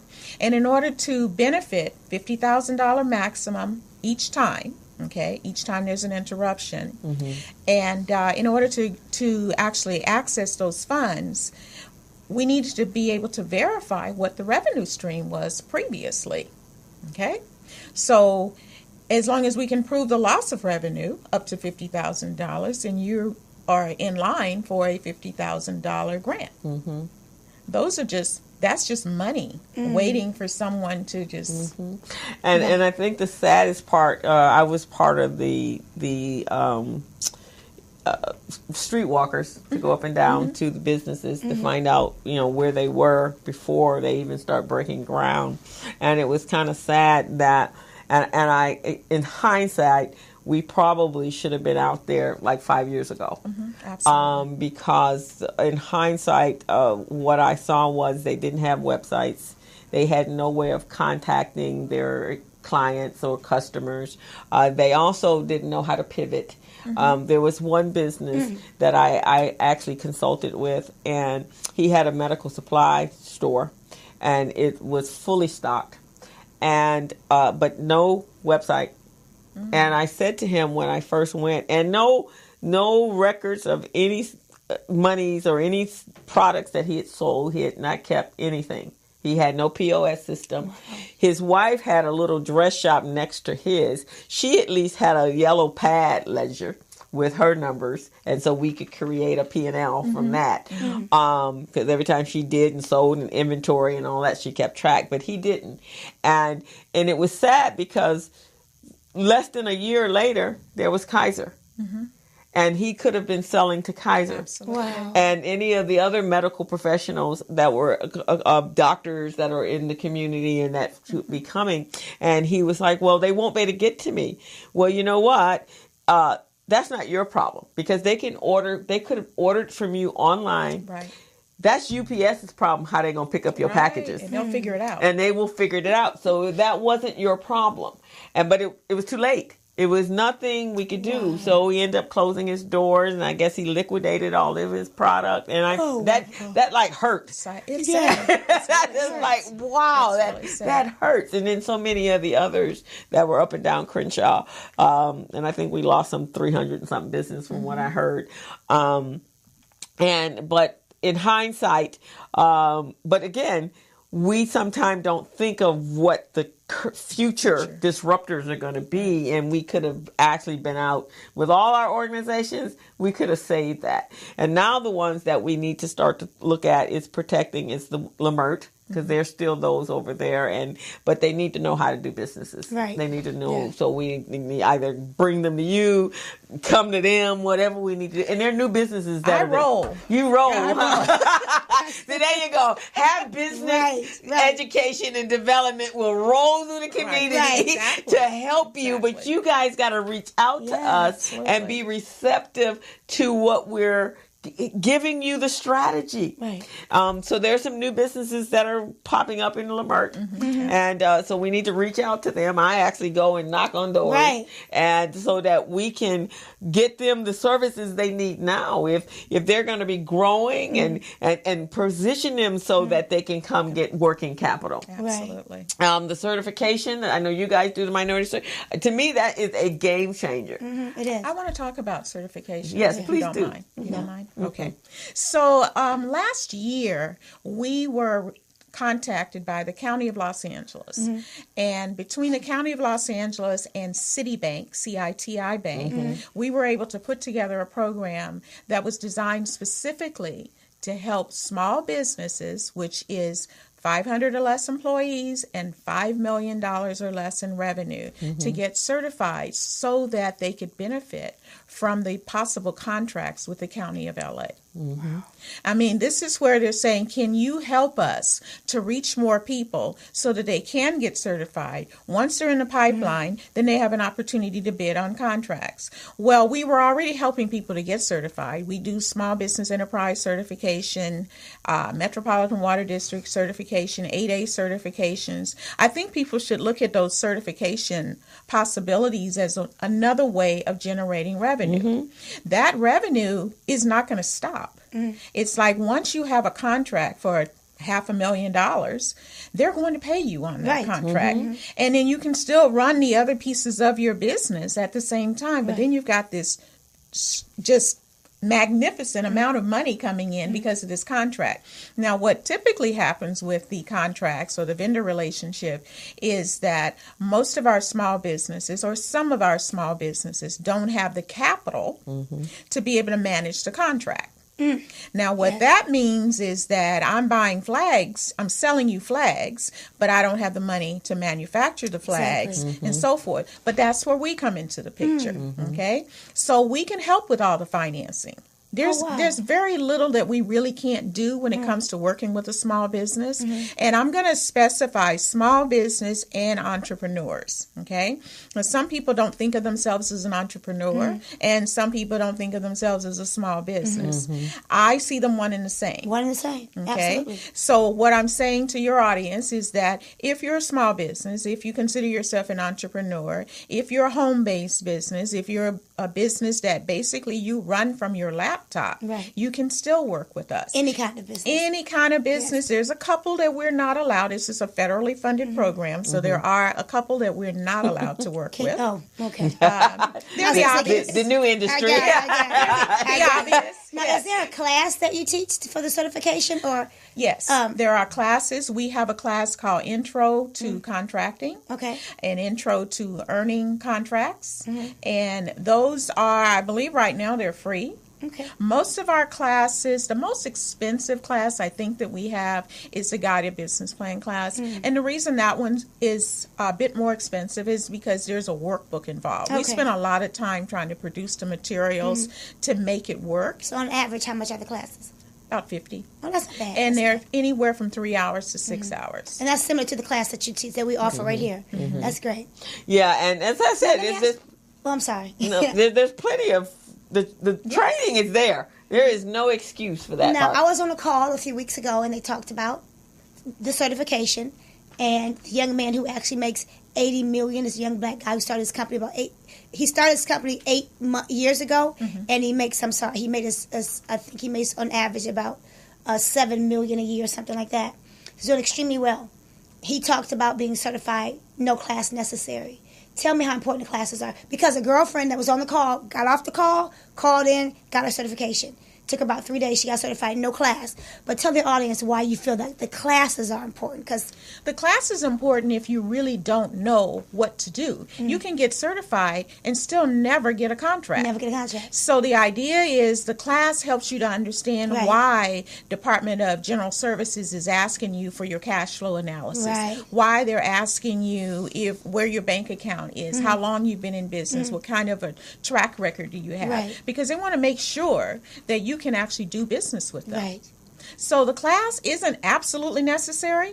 There are people that have never taken a class that got certified, sitting in front of their computer, uploading information, getting certified, and then they just sat there. And did nothing. That's the point I'm getting to, because the class creates the value for why you should get certified, how, the steps to do it. Absolutely. And what do you do with the certificate afterwards? And a lot of it is networking relationship based. So the value is you have somebody that's been in the space and this is their will base, so they can refer you out and also tell you the steps on meeting the people that are actually producing or giving out the contracts.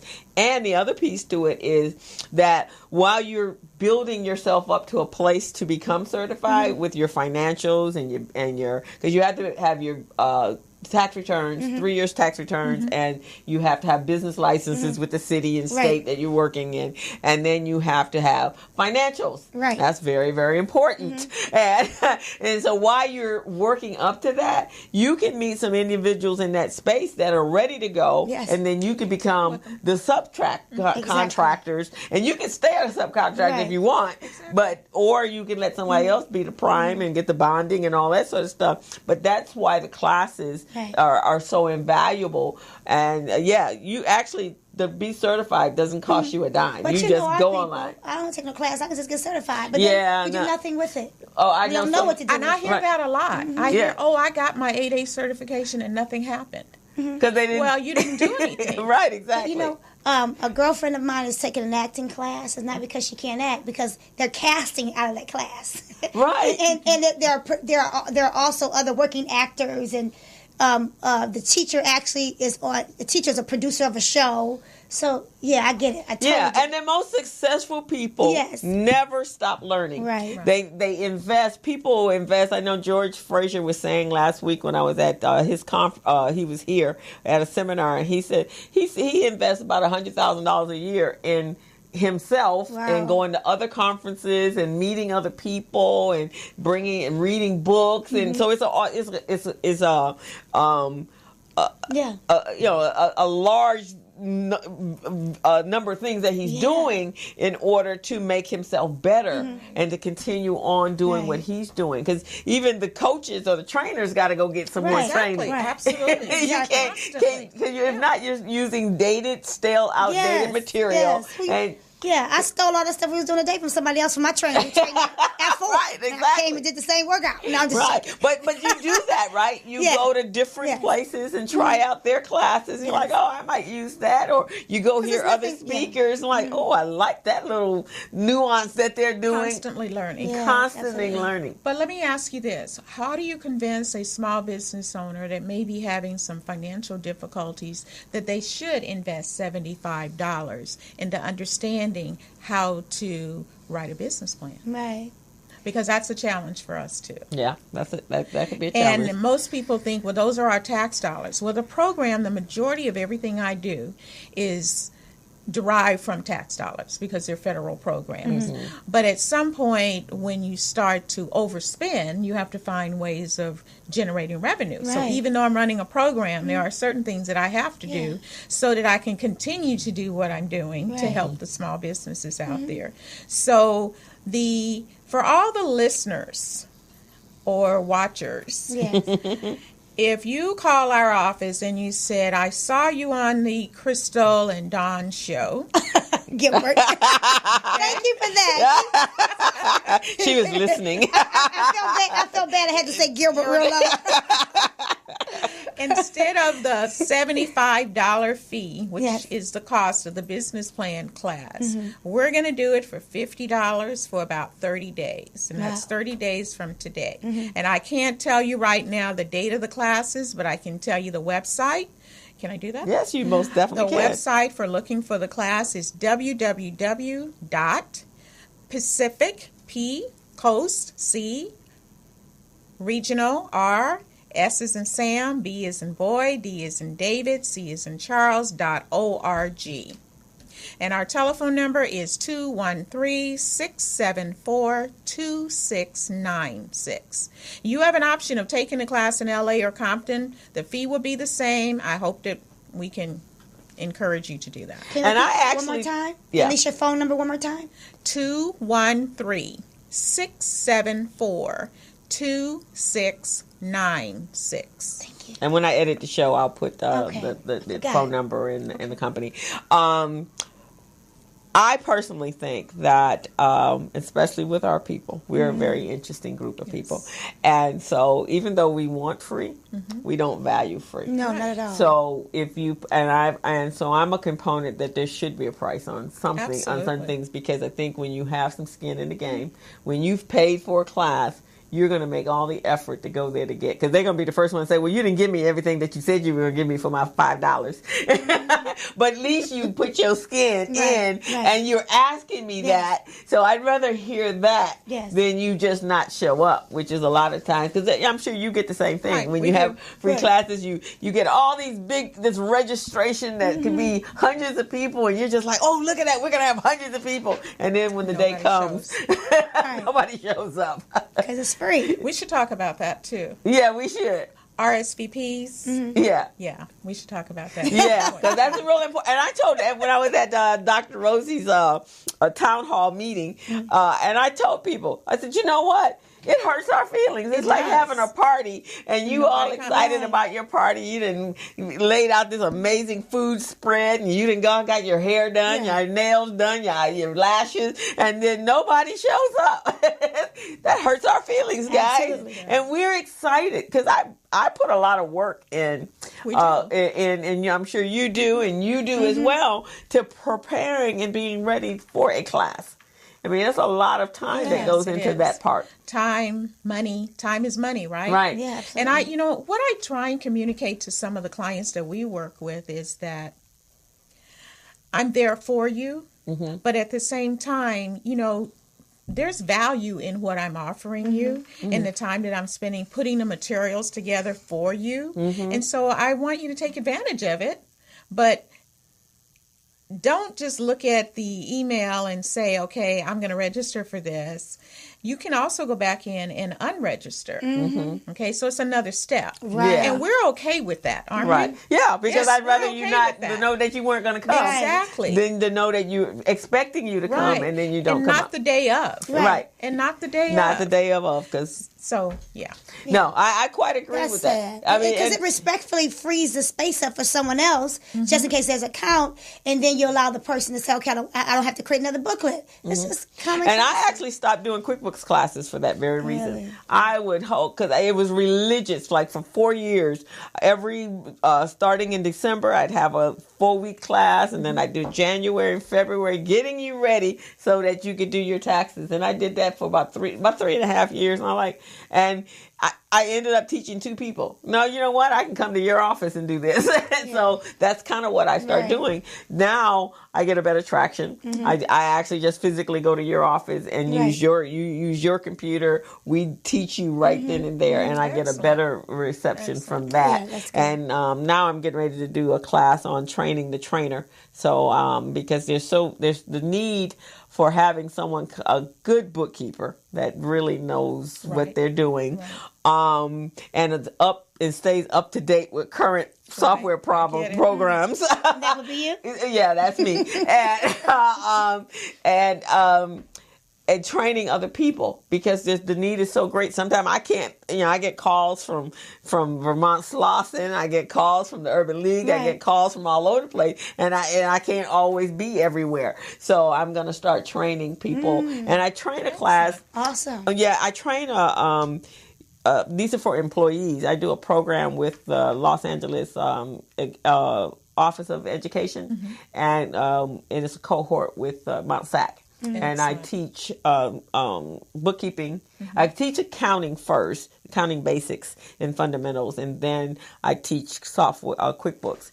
And I'm doing. I've been doing that. I think this is my 6th cohort. I'm actually doing it right now, and I go out to Pomona and I teach it. And we have about 15 students. Excellent. And we've been doing, and we've had a 95% higher rate. And so they're going out, and at least they can come in as entry level. Right now in this class I have, these people right here have been so amazing that I haven't even been able to keep up. I use practice sets, and so I've used some practice sets that have just been there. I've never used them in all the classes until this one. And I've had 5 people that have, and one young lady, she was so far ahead, I said, okay, let me just train you on Zero, which is a whole nother project. And she took it, and I gave her the practice set, and she ran with it. So, so she will be hired, and we have actually 2 that already have been hired, and the class is not over yet. So Hired. After they take the class, they get hired, but they already know bookkeeping. Nope. No certificate in bookkeeping whatsoever. No. You. So I can come. Yeah. They were raw. They knew nothing. They may have worked. Most of them were clerical. Trying to give me a job. Some of them were retail. No. How long is the class? This particular program was 12 weeks. Really? And I teach them accounts, QuickBooks, and then I do payroll. And I even teach them how to go. Part of the class is to complete their LinkedIn so that they can be job ready. I need to learn QuickBooks anyway. Yeah, so that's and so now I'm going to start training the trainer, since I've kind of developed a program with them, which is basically the same thing. That's awesome. And then send out an army of people. Because that's the biggest problem, right? Absolutely. Right. You go to ask somebody for their P&L, and they kind of give you like a this. Oh, it happens all the time. Yeah. What's really bad about that is that you're coming to us looking for a loan, okay? But you can't show me where your revenue is Why coming I should from. give you a loan. And then sometimes there's instances where we will look at what a bookkeeper has provided to that client, and it's really not acceptable. Really? So you cannot always just rely on the fact that you paid them $250 and they're going to give you what you need. In my world, I think that if you're a business owner and you've been in business for a few years, you should be able to call your accountant and say, I'm applying for a loan. I need 2 years of this. I need my profit and loss statement. I need my balance sheets, etc. They should be able to email that over to you or to me, and you walk in the the door with your tax returns, your P&L, your balance sheet. We're rocking and rolling. Right. Yeah. But more often than not, that doesn't happen. That doesn't happen at all. And a lot of times they don't know what they've been doing. Exactly. So that's why I go into their offices, because I want the owner of the business to sit down with the staff, and you're learning. I don't expect you to use it, but I do expect you to understand why. So when they hand you a P&L, and I've done some I've worked for some companies where they're very established and have been in business for years, both nonprofit and for-profit, left it totally up to their bookkeepers, had no clue what was going on with their books. So they basically didn't even know if they were making money. Didn't know. That's the unfortunate part. That's very unfortunate. Until a check bounced, they didn't know. And then even at that point, they didn't know what questions to ask. Right. So they didn't know what they had. And it happens a lot in religious organizations because they hire, they want to be kind and bring in their members and let them do the books. And they may or may not be skilled at the books. So, but that's something that we really, that game, we need to up that game, because it's really sad. Because, you and I have sat on a panel with the small business, with SBA and Milken Institute, and the numbers were kind of startling when I first heard the number of loans that were provided for black businesses or who applied for it. That was just like mind-blowing to me. Well, I want to kill a myth. Okay. All right. There's a myth out there that says there's no money out there for me. And that's a lie.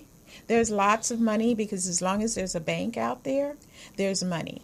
Banks can't exist if they're not making loans. So the only challenge or obstacle is being prepared to get that loan. But that should not be a challenge for your listeners now. It really shouldn't be a challenge. And the ones that are, and then the other issue is that once they've been denied, which could have taken place 20 years ago, they never ever go back out. It's like, they hurt my feelings. It's a new world every day. It's a new world every day.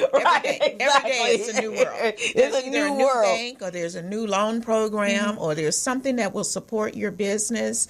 It is unfortunate. I talked to a gentleman today, and if he's listening, he will hear me say the same thing. He has a great product.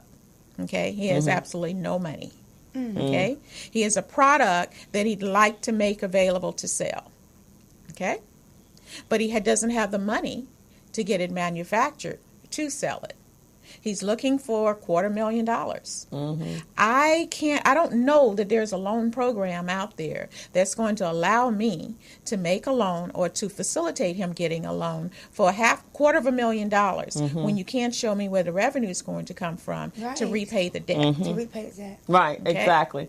So then we go to the friends, family, and fools, just so that we can get it started. Right. And then, once I see that it's working, so I don't want him to lose faith. I guess that's what I'm saying. It's that there are certain things that we just can't do. You're right, exactly. But it doesn't mean I can't support you, and make sure you're getting ready to market it properly, get it on the right shelves. When you're selling it in the retail market, if it's going to Target or Walmart or whomever, we can help with all that. Really? And if it's a good product and they have a business plan, there could be some investors and personal that's what investors, we're going to look at. Right, that they could utilize. I think one of the areas, and I think Quentin Strode is doing this, an incubator, because that concept that's been very prominent in the tech world. So there's stages, right? So they develop the business to this stage, and then there's a little infusion of cash, small, right? And then the next stage, and then there's some infusion. You pay that back, and then at the end,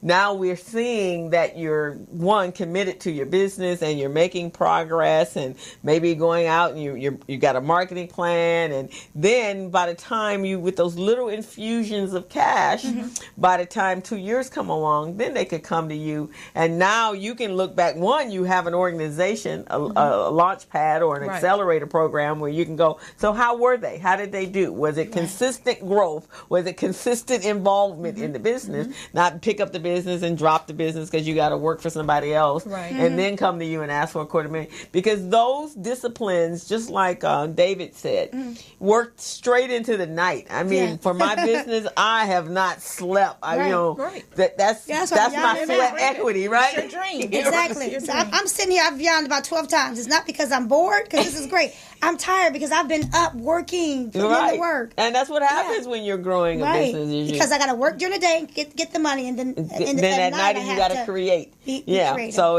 and I have like 4 businesses, 4 things going on you're all busy the with time, me. plus regular life. And Yes. when regular life jumps, just it's think like when we get husbands. I have This no is gonna be time for you, crazy. regular life. Oh my God. I have no time for regular life. Just this is Right, what I'm right doing now. because I'm on a it. mission, and that's how people should be. And I see that you need to make sure, in addition to the fact that the business is going to grow, that they're going to be there and not drop out of it, and then they're sitting there with a $250,000 loan, Right. And because that's got to be Which paid back. that impacts the next person trying to get a loan. It does. The other thing that we are sometimes challenged with is credit issues. Yeah. Okay. And so I'm going to appeal again to your audience. I have a partner in which they've given me, I think, enough money to support 10 business owners getting a $1,000 secured credit card. Oh. So this industry or this organization is going to match $500. Okay, so you have $500 and I have the other $500 to help you to establish a secured credit card at 0 interest for 1 year. Oh, fantastic! And 2% for 2 years. You said you need 10? I need 10 people. 8. Because you got us. You need 8. But no, that's phenomenal. Because that's the other thing. awesome. They think if they have bad credit, that's something that is like a interest ball rate. and chain that they carry, the same ball and chain Right. Same with them ball for and the chain. rest of their lives. Don't realize that you can build that up. This is not You a can life build sentence. That's a start. And my hat's off to the organization that came to us and said, Constance, I'd like to start this as a pilot program with you. There are other entities out there now that have access to it as well. But I've had a really hard time getting my clients to even consider doing it. Why? Why? I mean, if I could, I would. I'm spending $500 of somebody else's money for free. I think that we could help you get some. can help you. We can help you. I can help you get some And people. I want to talk about how to go about doing it. Okay, It's so how real do we do it? simple. They have to get at least 1 hour of counseling. I Okay. need to know who they are. We'll help them with the application. I'll submit the application to the financial institution that's doing it, and it should be a done deal. But it has to be a business credit card, Okay. and I have to be working with them. Awesome. Okay. And I have a business credit card.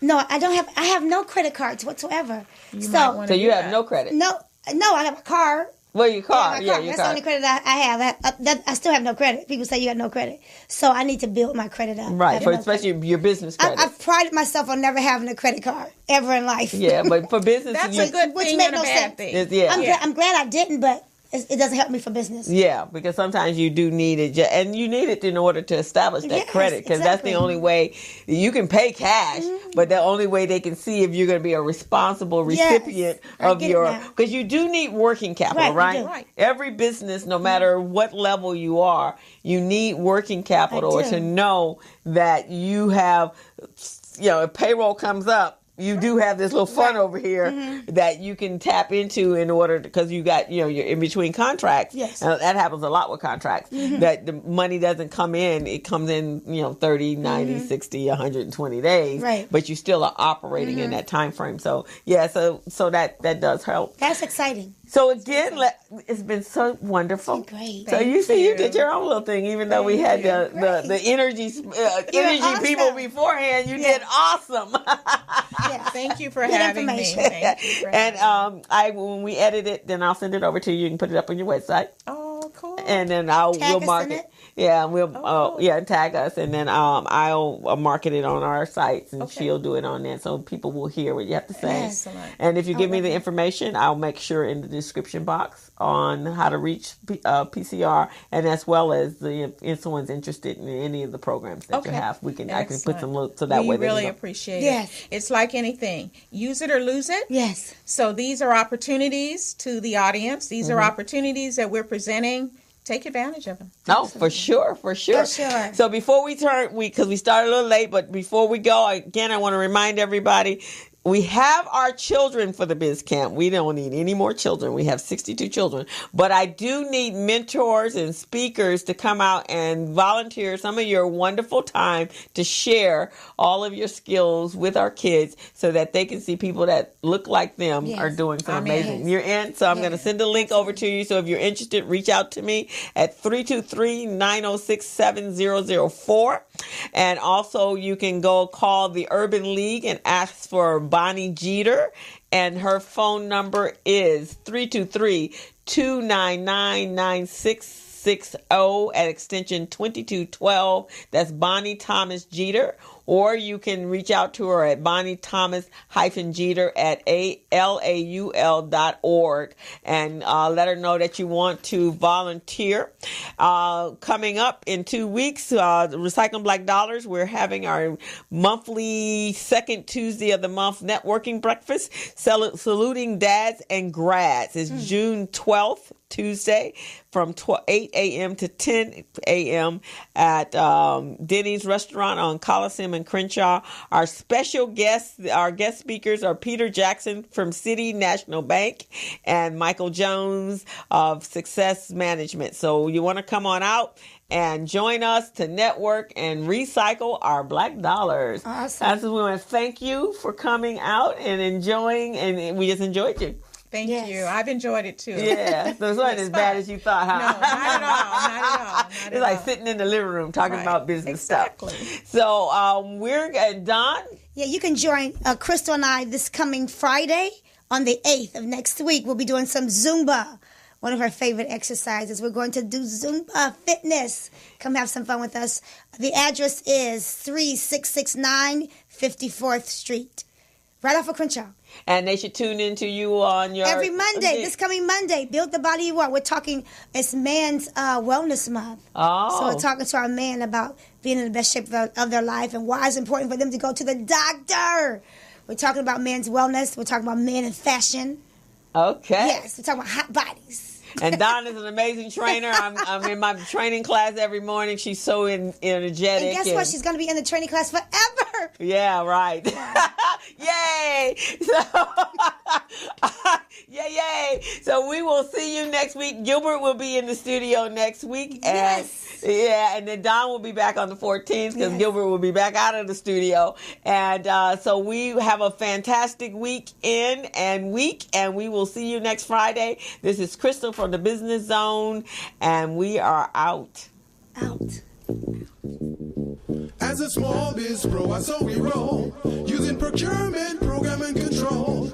As a small biz pro, so we grow, using procurement, program, and control. I'm a businessman, yes, I'm an entrepreneur.